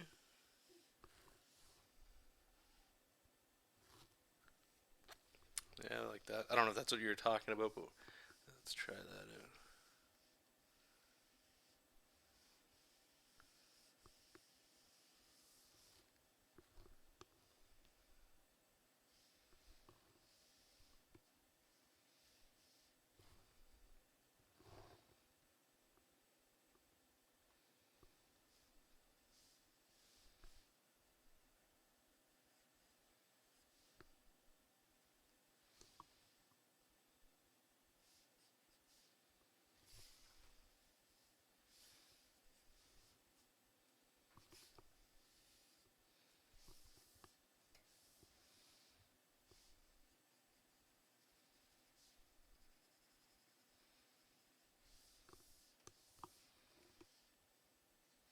Hey, little monkey, how's it going?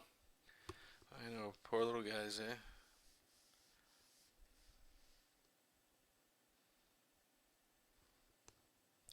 Yeah, I'm not sure. Not sure.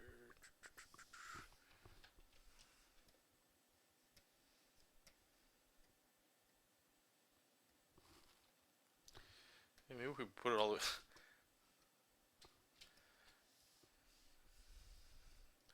It looks kind of funny.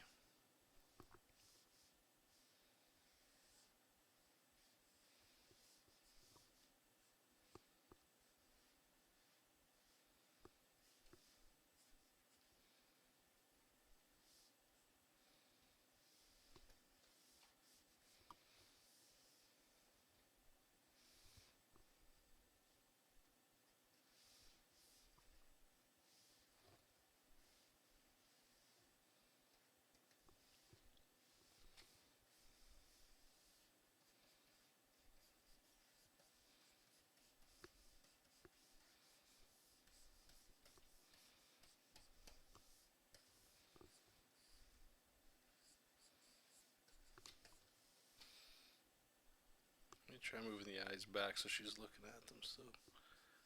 Yeah, I think this will be better.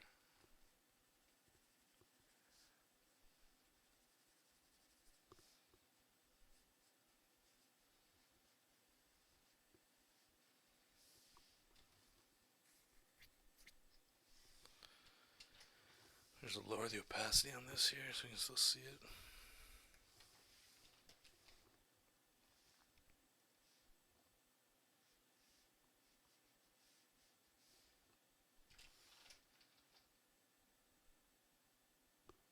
Huh, I'm torn.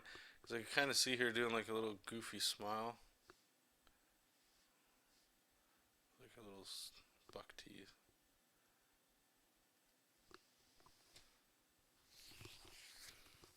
I'm going to leave both. I don't know. We'll see once we get to the line art which one we'll keep.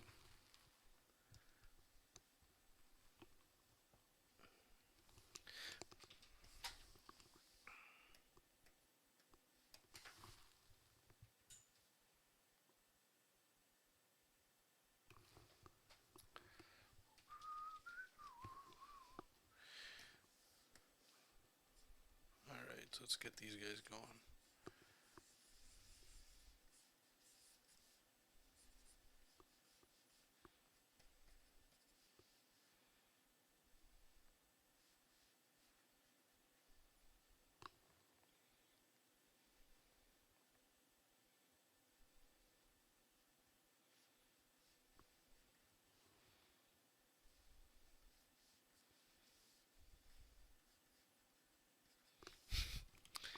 Maybe this guy, we can put his hands together like he's praying. It's not supposed to be like a funny moment, but like a part of me is laughing about it because it's like, I don't know, my expectations when people read it, right? The page that they get, she's there. Obviously, maybe these guys can help me out. It goes there and it's the total friggin' opposite, right? Like, we're friggin' slaves, we're asking for help. And then her reaction is like, yeah, I'm taking off. You know, good luck with all that. So like almost like with their mouth, maybe have their mouths open, like total disbelief, like so stupid. Like, can you imagine that? You guys, oh, it's unreal. You guys are slaves, right? And you're like, oh my god, somebody's finally come. Please help us on. And they just leave. You're like, oh my god. Hey, Justin.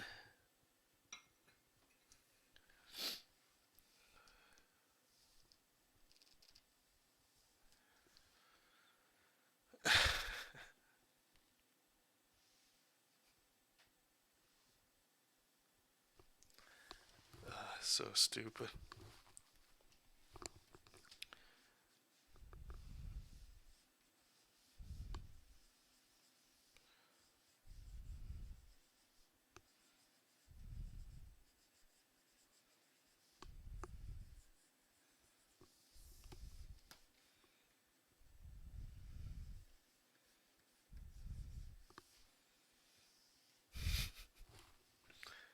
Oh my god. Just oh my god. The whole thing just like a big like a big troll. Oh, good stuff. Alright. Alright, let's have this guy looking down like, oh my god, this is unreal. Can you imagine? Can you imagine? It's like this happens, right? This is your ticket out of here, right? Like, holy hell, this is amazing. We finally leave. This happens, she says no, and the only thing you can do is like pick your shovel back up and keep digging. Like that's Jesus.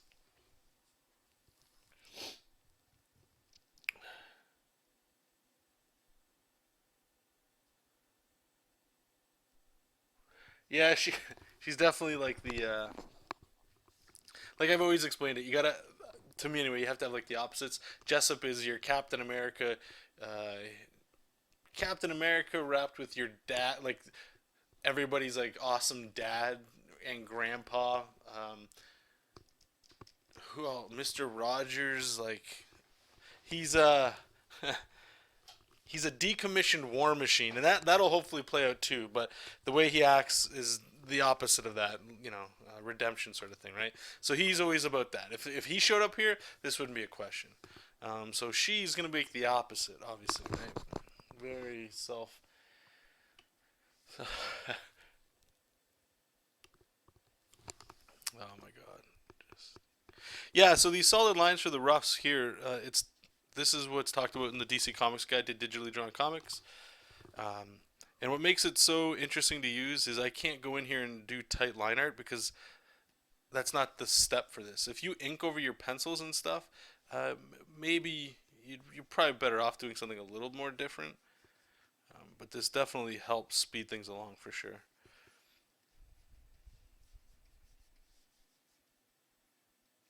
Okay, I gotta get the reference up for these guys. I feel like they're going way off model. Um, Look at these little buggers.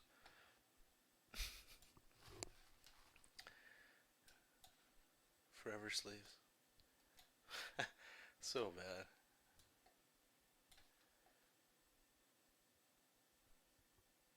Hey, Keeman, how's it going? No, there's no wrestling. Like, it's not the wrestling themed comic anymore. No. Went back to the original decision so that we can just move it along. So their heads are like way bigger. Actually, you know what? I think shouldn't be as funny as it is. Poor little bastards. Alright, let me take a look at how I drew them. So I feel like their heads are. That's kind. I think I want a little small. They're supposed to be. I think they're supposed to be a little bit bigger than I have them, but.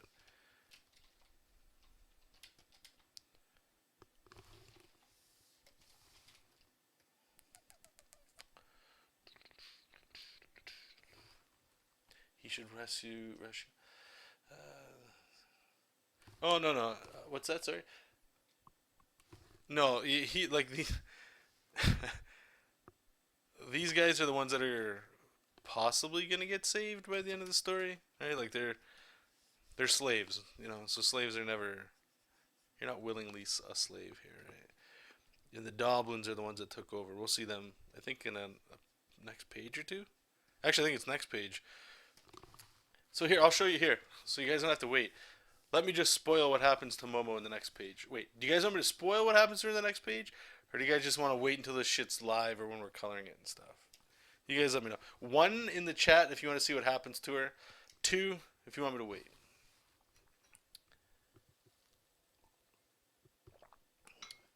Oh, thank you, Harold. I'll do my best. Like I know that I've gotten actually quite a bit of fan art so far, and that's amazing. But I'm trying to make an effort or a note anyway to try and give back, to fan art for other people that are doing their projects and stuff like that too.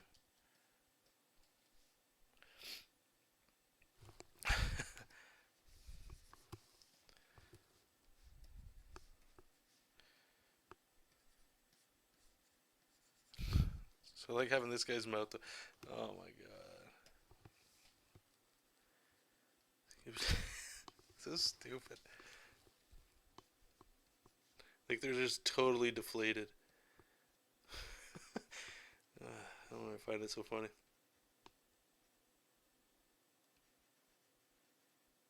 Wait, I'm doing their noses wrong, right? They go. We'll learn how to draw these guys eventually. Well, I'm surprised. You guys are very well disciplined. All right, I guess we're waiting. All right, let's go.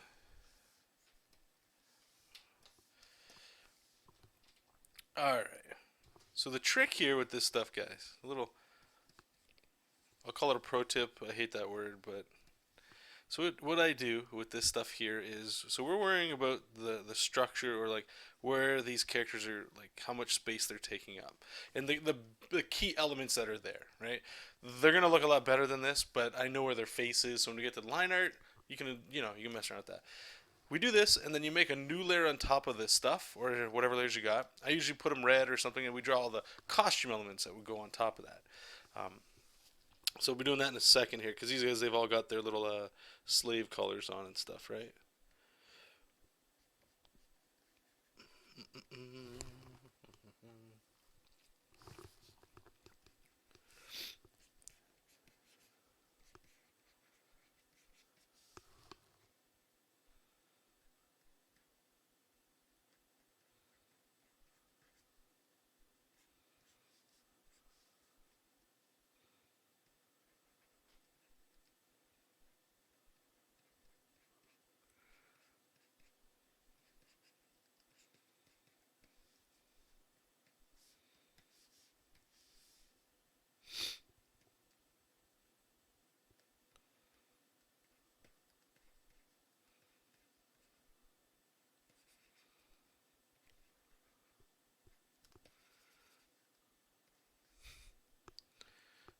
this guy with his arm around this one. It's gonna be okay.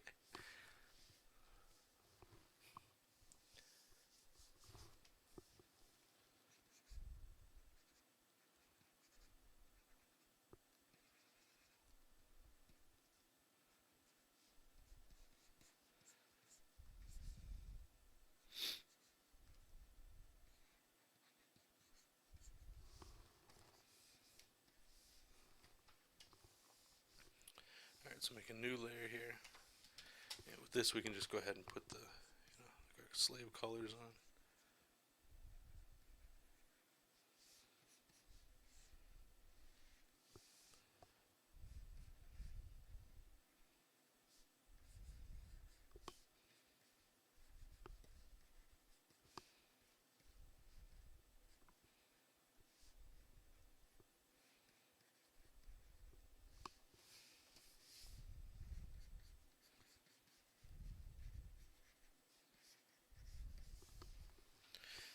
We can just go back to this layer beneath it, and then you can just like erase all the black liner you had underneath of it, just so you can make sure that it's clear that you got whatever there. This takes a little bit of practice to be able to draw like from here, but it can be pretty quick. Alright, so just turn that off. So how's the flow going here?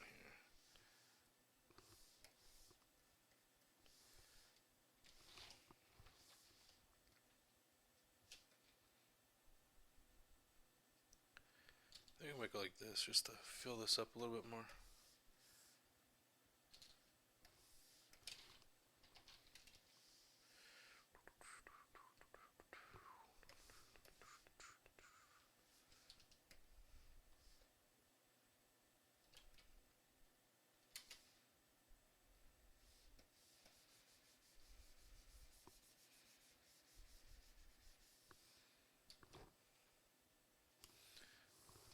Let's try flipping this, see how it looks.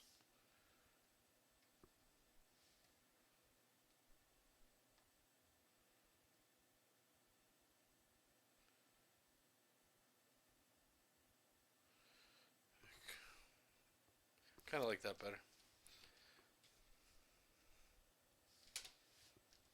Seems like it flows a little better, right? Because if we got like a text bubble here, two more here,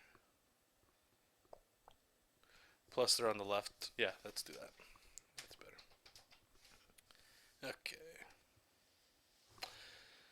Okay. So I'm gonna take a quick break here, you guys. Let me just save this up. But before I go, let me just answer that question.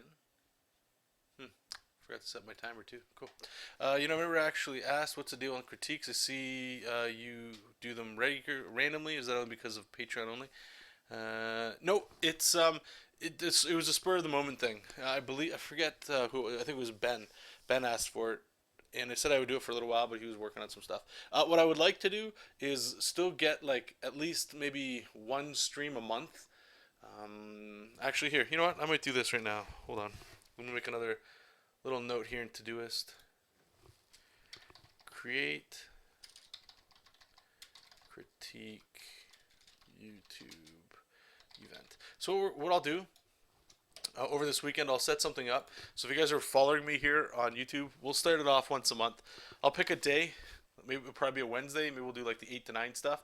Once a month, we'll roll that in there. And what we'll do is it'll just be critiques only. That way, I'll leave a little message. You guys know how this goes. Is if you have stuff to critique, bring it in.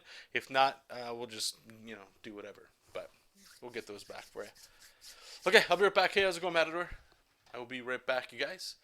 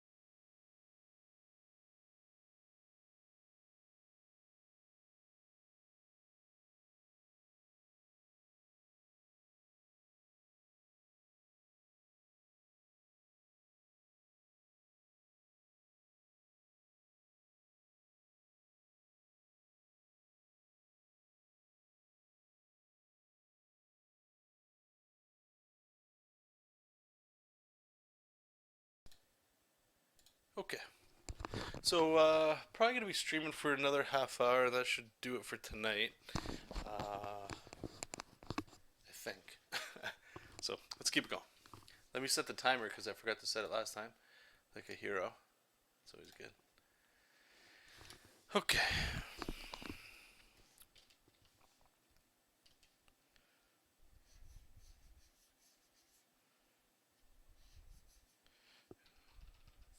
I should go a little bigger with these ones.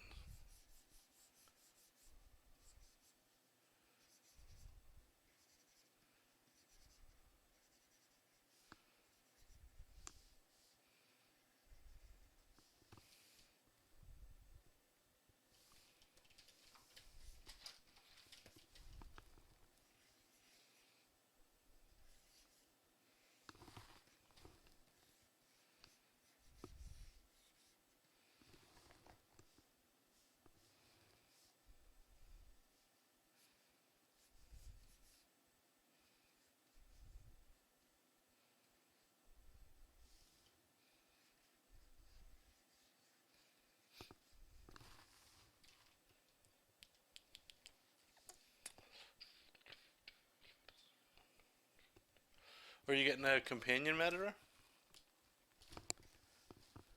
That's pretty cool.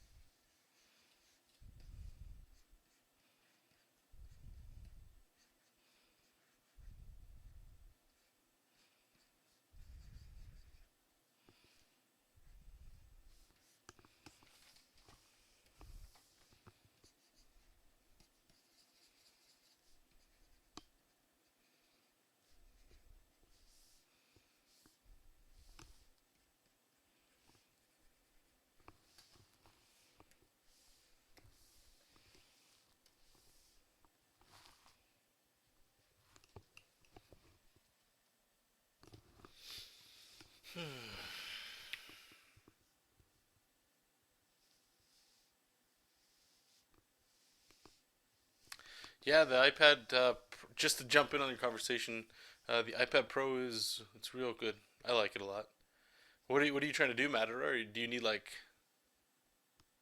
The idea of taking my tablet to the living room or to a Starbucks and draw like I would at home is really appealing. Yep. I've never had the Cintiq stuff, like the companion, so I can't compare it to that. I'd imagine, like, if it feels like drawing on a Wacom anywhere, that's that seems awesome. Seems really awesome.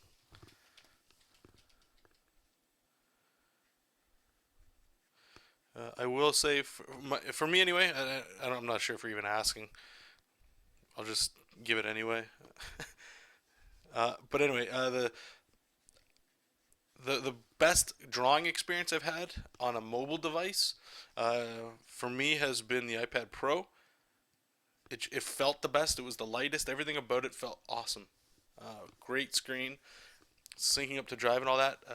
But the caveat to all that is I couldn't run major software and stuff. I could do finished artwork on there. It would take a learning curve, but the majority of it is I could do basically any kind of preliminary stuff if I wanted to. So for me, if I was going out to the living room to draw, or if I went to a coffee joint, I knew that what I could do is all of my roughs and all that stuff. Possibly my line art or possibly inking. It's a little different all the way through. Uh, the Surface Pro, I have the first one. I bought the third one and the fourth one to try them out, return them, just have my opinion on them. They're good, but there's something else about it. I don't know what it is. If it's I think it's just the screen resolution, and I really don't like the Surface Pro pens. Just myself on that one. But then again, I do have my Surface Pro 1, and same thing. I'll use that for roughs and sketches and like what I'm doing right now. I can take that to the coffee shop and do all that. It's cool to be able to do that for sure. Um, for me, and again, I'm just adding here to this. Really, just if you got the money, do what you want, obviously. But if you're not sure just yet, just ask yourself how often do you actually go to these places. Not if I had these things, I would go to these places more. You might be rare. I know I got it because, like I said, like when my girlfriend's over, she doesn't draw. She'll like hang out in the living room or something. But it's nice to be around people, so I could just bring that there and draw. But it never clicked for me myself. If it does for you, then you're gonna get some serious mileage out of it, which is gonna be awesome for you, for sure. I feel like I'm trying to talk you out of it there. That's not what I'm trying to do. Hey Troy, how's it going, man?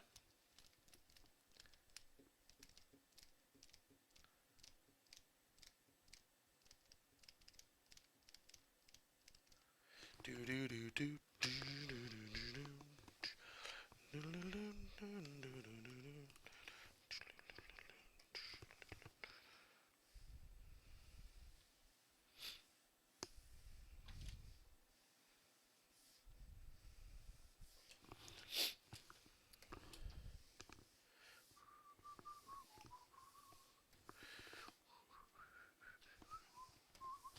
All right, so let's save that. So that page is done.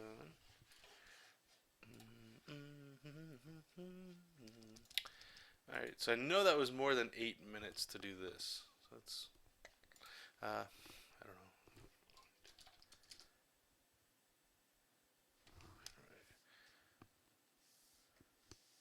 I think I have to actually here. Give me a second here, guys. I have to go over onto this other screen. I don't want to spoil stuff for you.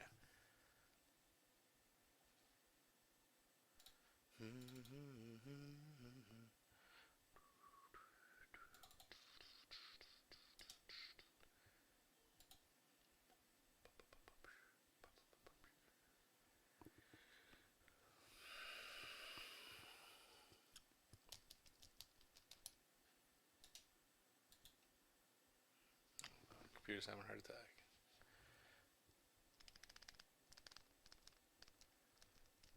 Okay, so we gotta do page 15. So 15, we're back to the big guy here. So thumbnails, page, oops,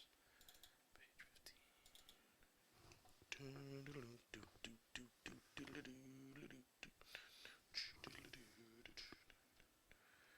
Close that up.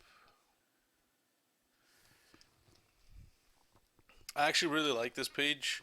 When I was thumbnailing it out, it's really I like it anyway. You guys might not be able to see it, but it starts off, it's just speech bubbles, and I'm showing a different scenario, like we're in a different place now, so it's back to the rocks and the sun and all that. And then this panel here, it's like one of these, it's just like some weird looking creature with like goofy eyes on its head or something. And then the last panel, it's been JESOP that's talking about like wondering where Momo is and all that. And then right here, you kind of see him. I kind of imagine him just got like his arms crossed. I think I've told you about this before. He's got like his chin resting on there, and I could just imagine his feet kind of like kicking in the background. You know, like you might imagine like a little girl leaning or watching little bugs or something. So that's what he's doing, and he's just like watching this super small little creature, but he's got like the huge grin on his face. Just it's one of those ones where I hope it shows just the character, you know, shows him a little bit. Let's get this all set up here. Just want to catch up with you guys here.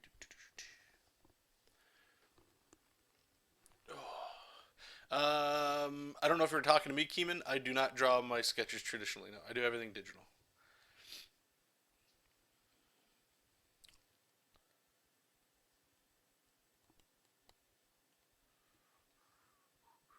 Matador, on the surface, the glass and the cursor is about an inch and a half from where the cursor pins. Just couldn't get used to that in the slippery glass feel. Yeah. Again, I'll just throw in my cap. The for me, and I haven't had the Cintiq. I imagine the Cintiq's the greatest of all. I have to imagine. Well, maybe not the greatest of all. What I was looking for, if you want a mobile studio, I imagine that the Cintiq's obviously the way to go, just based on experience and drawing on it. A mobile sketchbook was where I was looking to go into when I was making the decision, and if I could do finish work on it, that'd be great. But I didn't want to buy a Cintiq, right? The iPad Pro was the best out of everything I've tried for a mobile sketchbook. I didn't try the small one. I imagine that one's just great too. But I got the big mofo. I imagine the smaller one might even be better. But like the Apple Pencil, all that stuff, it felt amazing. I loved it. It was fast. It was so quick. Everything you wanted to do was just like I could literally press a button and bang, I'm in Procreate. Like it's almost like opening up a sketchbook that fast. And then when you're done, click a button, you're done.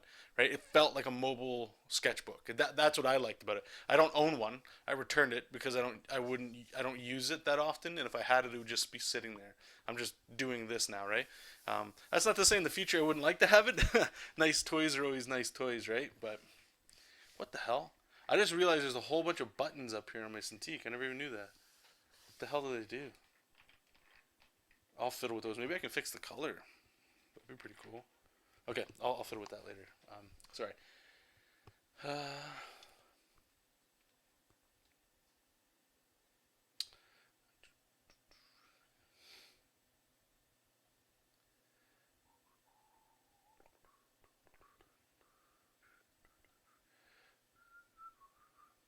Yeah, I know, right?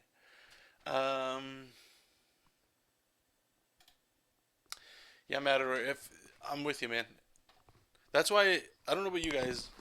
Try it. It's not the Cintiq, but even try the Surface Pro and the iPad Pro. Just go to Best Buy. If you guys don't, well, yeah, I hope you have one. If you don't, this might make it a little weird. Just go to Best Buy, buy one. If you have the money, don't get stupid. Buy it and just try it for like 12 days and then return it before that 14-day policy. You can get your money back 100%. The way I look at it is, yeah, it does seem greasy, but at the same time, like they don't have it open for artists to try, and that's what you're using it for. And if whatever one you get, I'd buy both. I'd buy the Surface Pro and write down little notes. It might be a little difficult, but write down notes and actively try to aggressively use it every day, and then return it, and then go buy the Surface Pro 4. Do the same thing, and then even try the Surface Pro 2 or 3 if you can, because it might be cheaper and it might feel just as good. Install Manga Studio, do all that you got on there and just see what it's like. Dedicate like a month to it, because it's an investment, man. And just in that way, you know. Like I say, I would recommend doing that if they had like something on display. But let's be honest, we're talking about like something you want to use to be for a workflow. This isn't like just a tablet you just have for fun, right? So it's important to be able to get a little bit of mileage on there. Uh,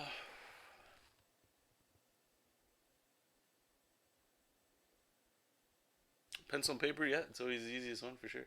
Mobile studio reviews are great, just the price.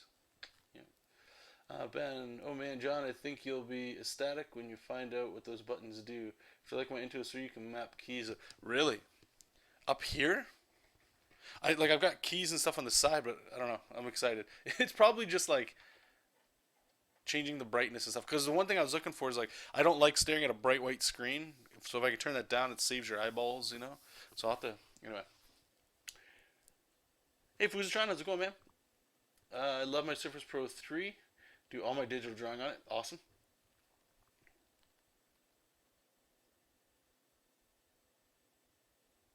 Yep. Hey, Papa. Jersey Droz, again, of boulderandfleet.com. Check out that comic. Talk about him all the time. He uses, pretty sure still, I don't think he's changed his tools just yet, but is the Surface Pro 2.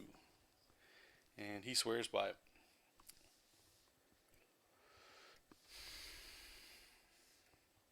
Surface Pro 1, it's chunky, man. But I was using it for a little bit. I got some work out of it, that's for sure. But I don't know. I guess I feel like again I'm starting to talk. It sounds like I'm trying to talk you out of whatever you're doing. But the only thing I could recommend, again, I'm sure you've already thought of it, or anybody, is just be real. uh, do you need a mobile studio, or would it be nice? Do you have the money for it? Okay, those are better decisions. Does your workflow even do it? Or maybe you just want like literally like a mobile sketchbook. Nothing wrong with that.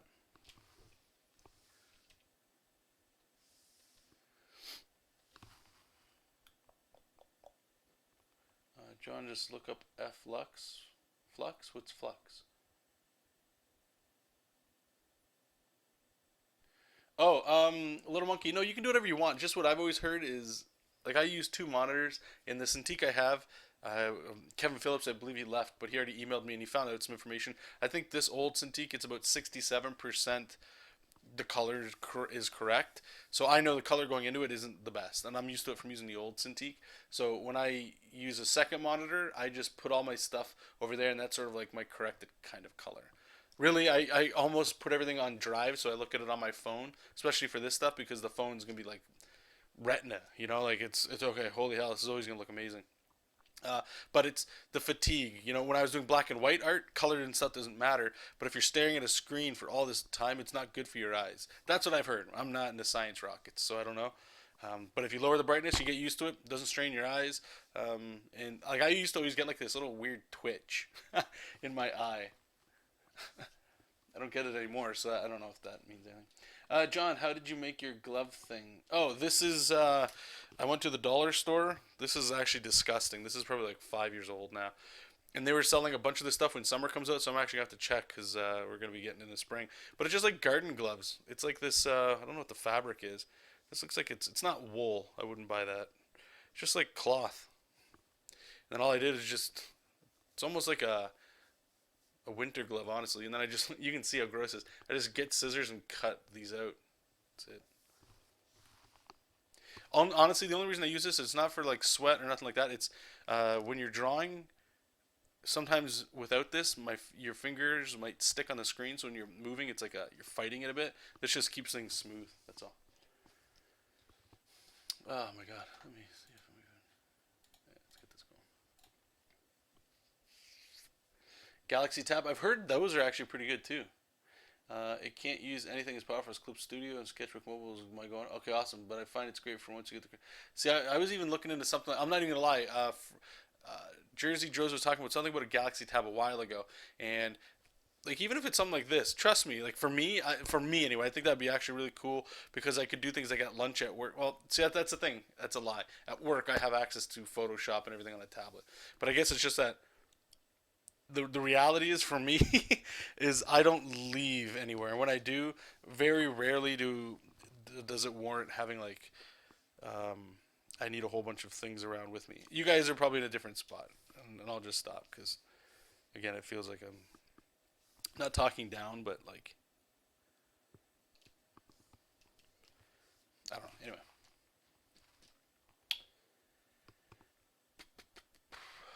So, John, would you recommend getting Manga Studio 5 plus years Cintiq and doing comic work? You can draw and light on. You know, okay, what is it? Flux? Is that what this is called?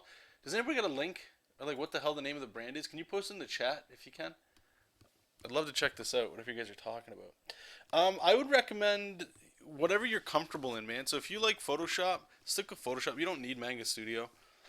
A lot of people praise Manga Studio for good reason. Just whatever you're comfortable in, always stick with that. I would say, and then worry about like trying other things when things slow down a bit. Um, you don't need a Cintiq. Just again, use whatever you got, whatever you like. Some people prefer tablets over Cintiqs and stuff, so I know it's a little weird because you kind of have to spend money to try out to see what you like. So I understand that.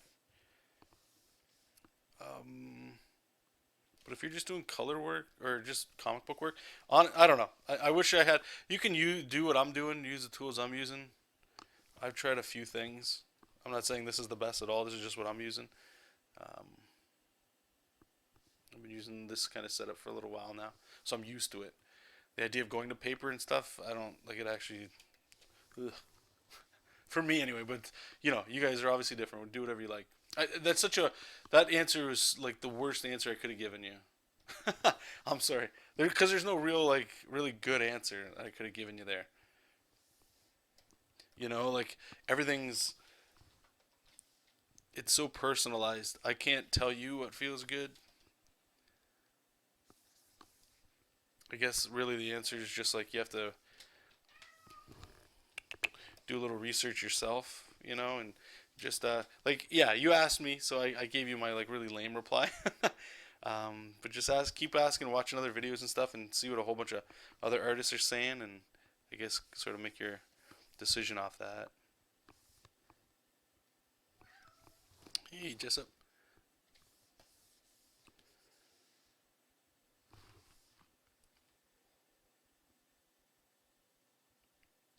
JustGetFlux.com. Really? That's the name? Hey, how's it going, James? Paste. Hey, Jessup.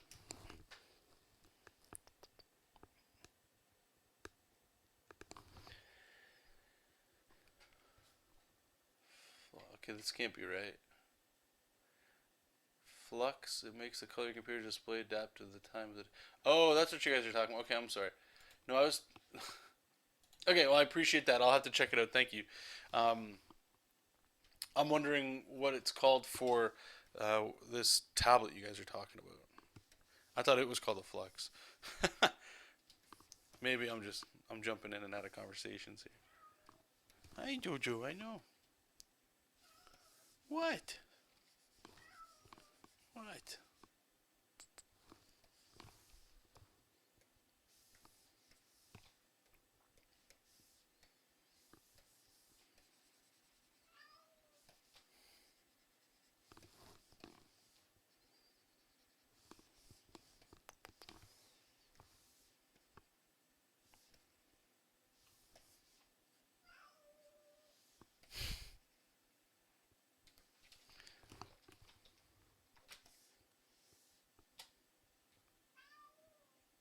Jojo.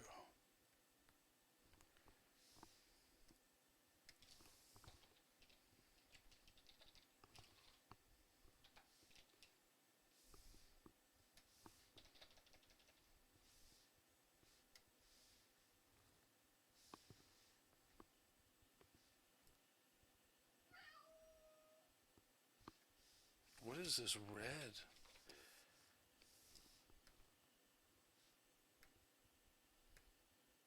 Oh.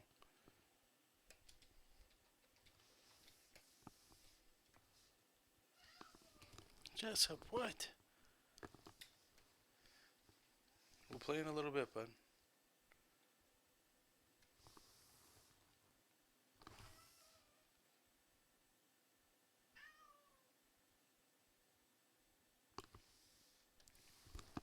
What?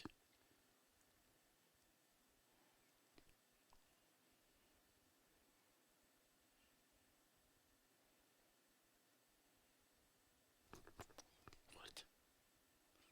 Here, do you want my chair?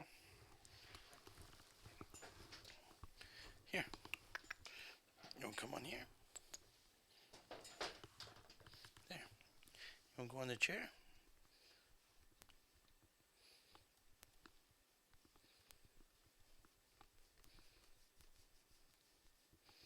Hmm?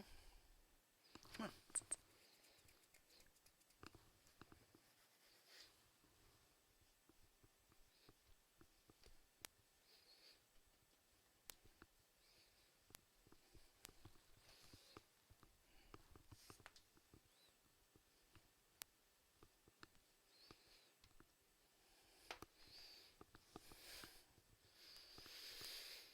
Okay. You want to come on up here?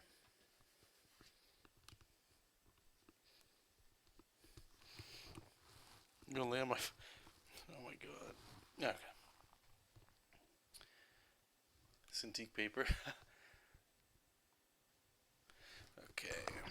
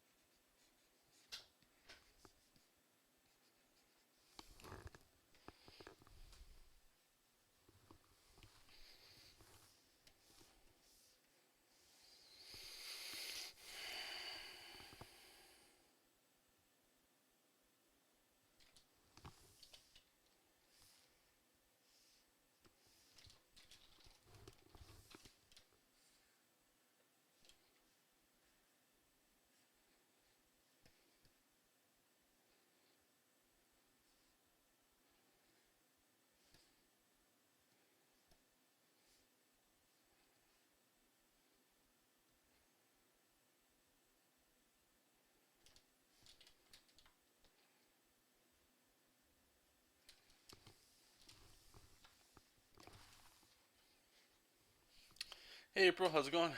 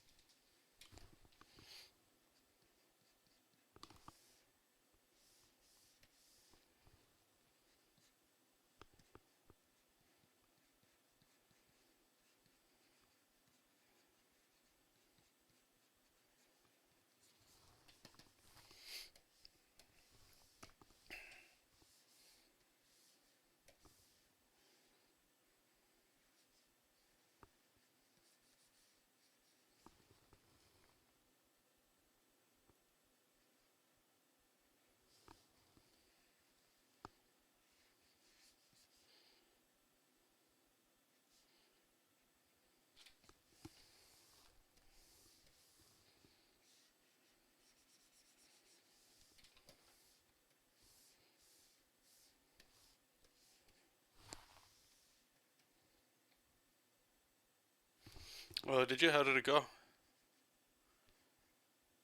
Did you have fun?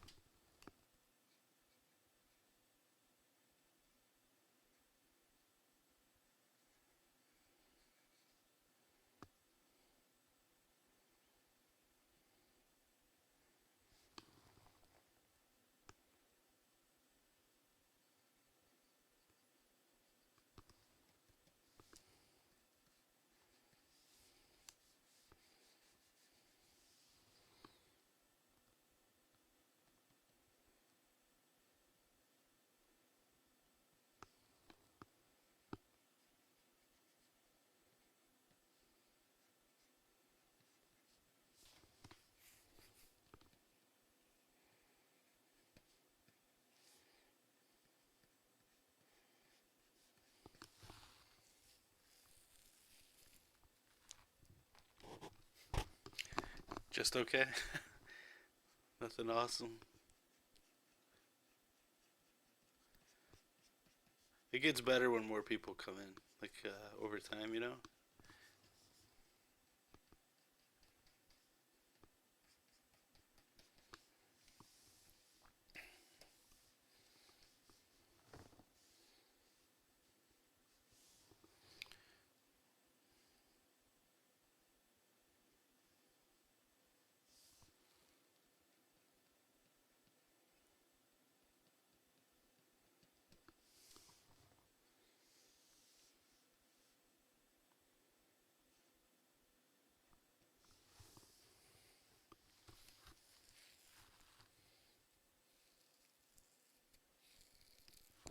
Yeah, these are silhouettes. I just find them to be a little easier with like organic stuff or like a background. Like this creature and stuff, we'll definitely be doing silhouettes because you'll see it's quick and it's easy to make weird organic things. With Jessup down here, just huge in the foreground. We'll just use the regular method for that. Speaking of which, let's get this little creature going here. There's a little thing of ground here. And we'll just pick a color. I don't know, blue.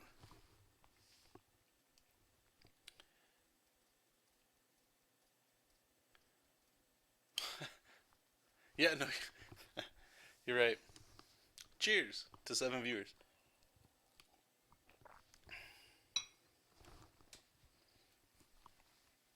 What do we got here? John Wick. I've heard good things. My brother talked about that. I haven't seen it though.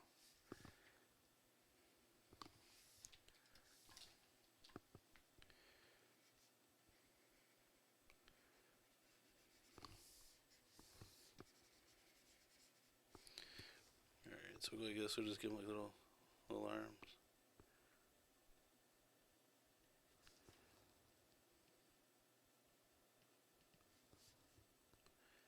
Like I said, big old goofy eyes.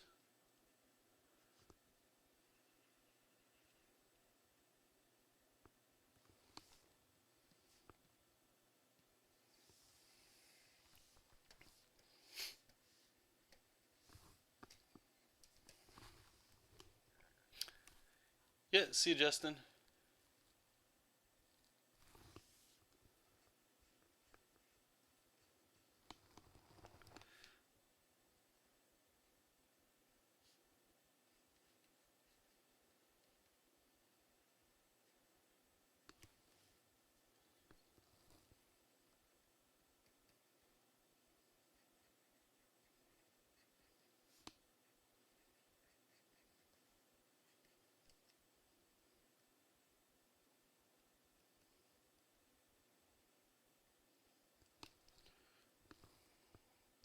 Maybe we'll give him like a little weird mouth.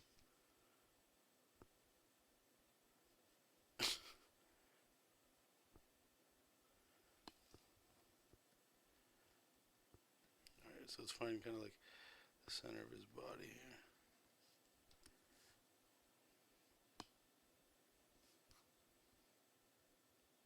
So do you guys see why I recommend trying this little method out here for this?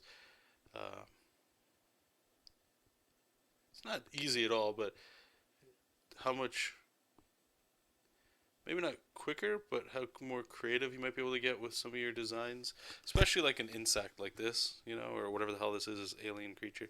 Trying to come up with a design for every little thing that you might have in your story, like that can take some serious time. Not that it shouldn't, but if you can kind of maybe push your designs a bit and get something a little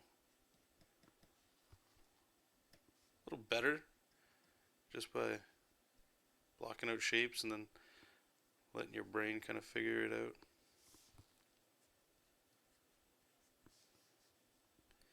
Alright, maybe we'll put like little like polka dots on them or something on this side.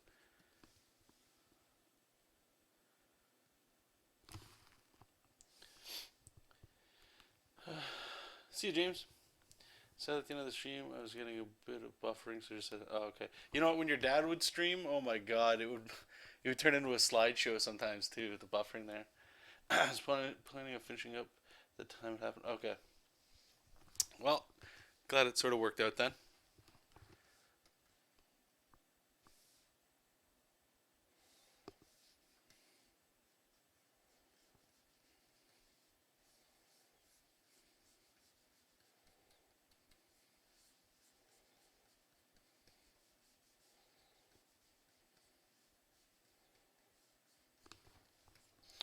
Actually, you know what? I might just.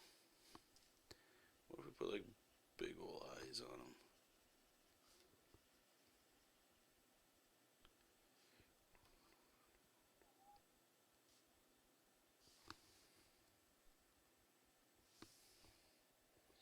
I don't even know if those really read his eyes.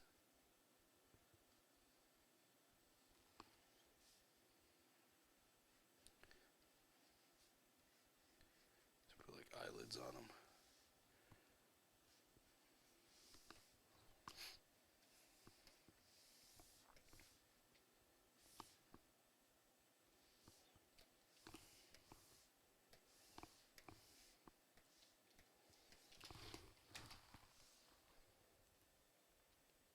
Okay, sorry, James.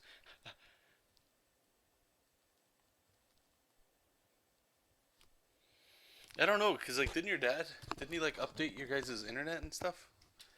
I know he was doing a bunch of streaming and all that. I thought it was getting better.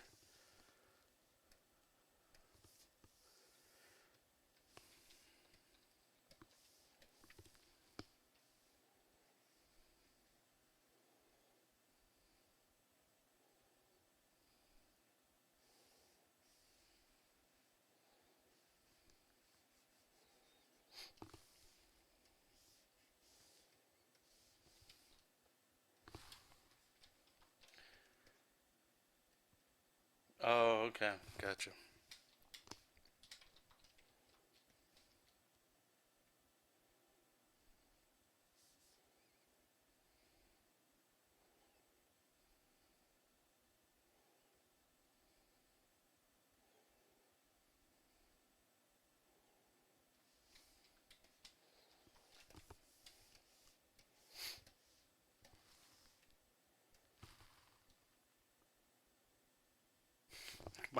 The microwave, really?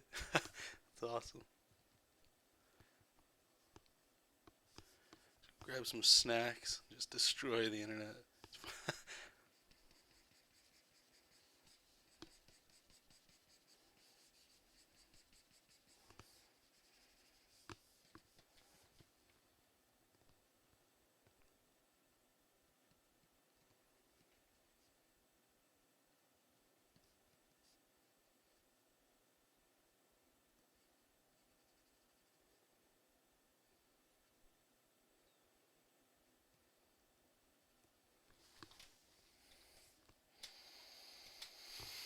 All right, let's draw the big guy.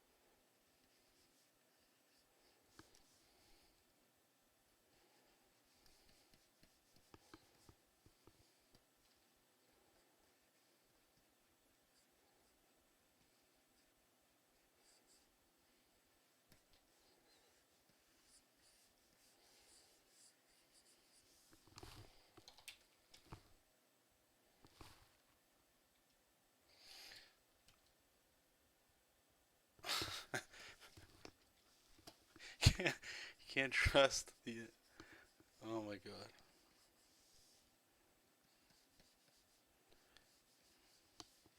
Sounds like the worst horror movie ever.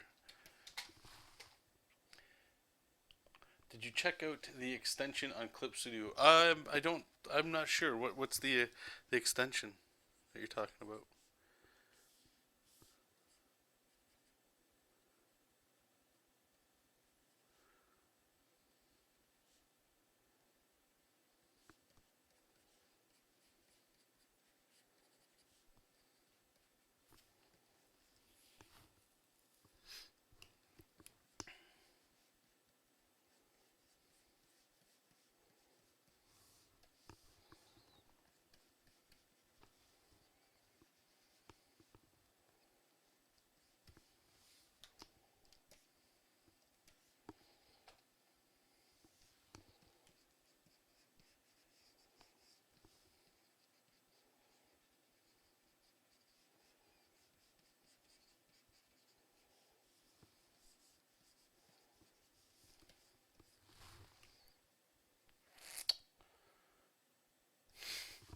The microwave.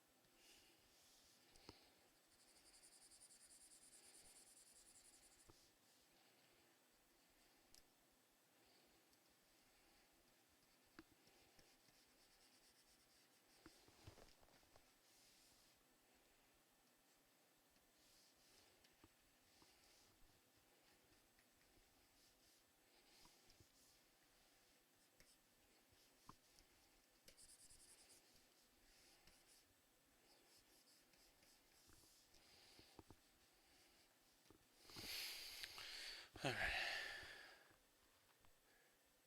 It's basically materials or library people can upload in their own brushes, textures, it's mostly in Japanese now. Oh no, I didn't even know. I have not checked that out. Is it any good?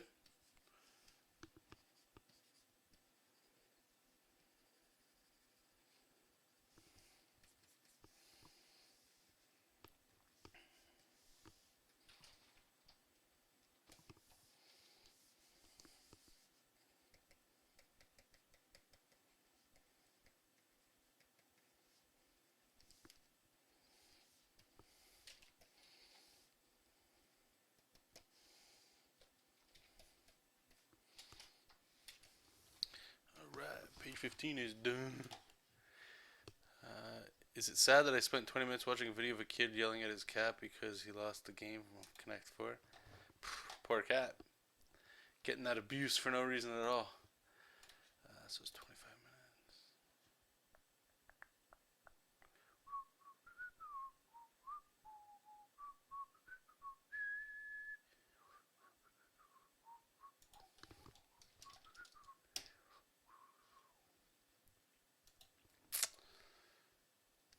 Is it okay? Oh yeah, he's got the biggest mustache of them all, man. What's let's see, is like the first page here. Got the big old stash. Look at the size of that thing. Look at it.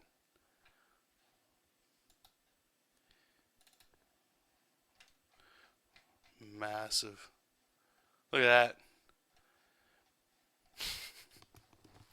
Okay. Anyway, I'm gonna say goodnight to you guys. Thank you so much for joining me tonight. If you are watching the recorded version, thanks so much. Leave a comment below. I'd love to hear from you. Yeah, I was trying to think. What did we say in the beginning? We're gonna be wrapping up some of the JESOP King stuff coming soon. Like we'll be posting it soon. All that good stuff. So this month I'll be making a notification or something for you guys. We'll do like a critique episode once a month. We'll start this month sometime. It'll be on a Wednesday or whatever, and all that good stuff. I'll let you guys know. Don't worry about all that. And we'll probably be streaming tomorrow as well, most likely. And we'll just keep ramping this up. The last batch of 4 pages took 14 days to make. I would love to be able to cut that down. So this next batch of 4, I might not be streaming as much. I just want to see actually how much time that saves me. I love rambling with you guys and all the talking and stuff, but what I'm wondering is if it's like how much it's actually affecting the production, because I want to get that happy medium between stuff, right? So we'll see how it's all going, all that cool stuff. But anyway, like usual, you guys keep reading comics, keep making comics, and I'll talk to you soon. Bye bye.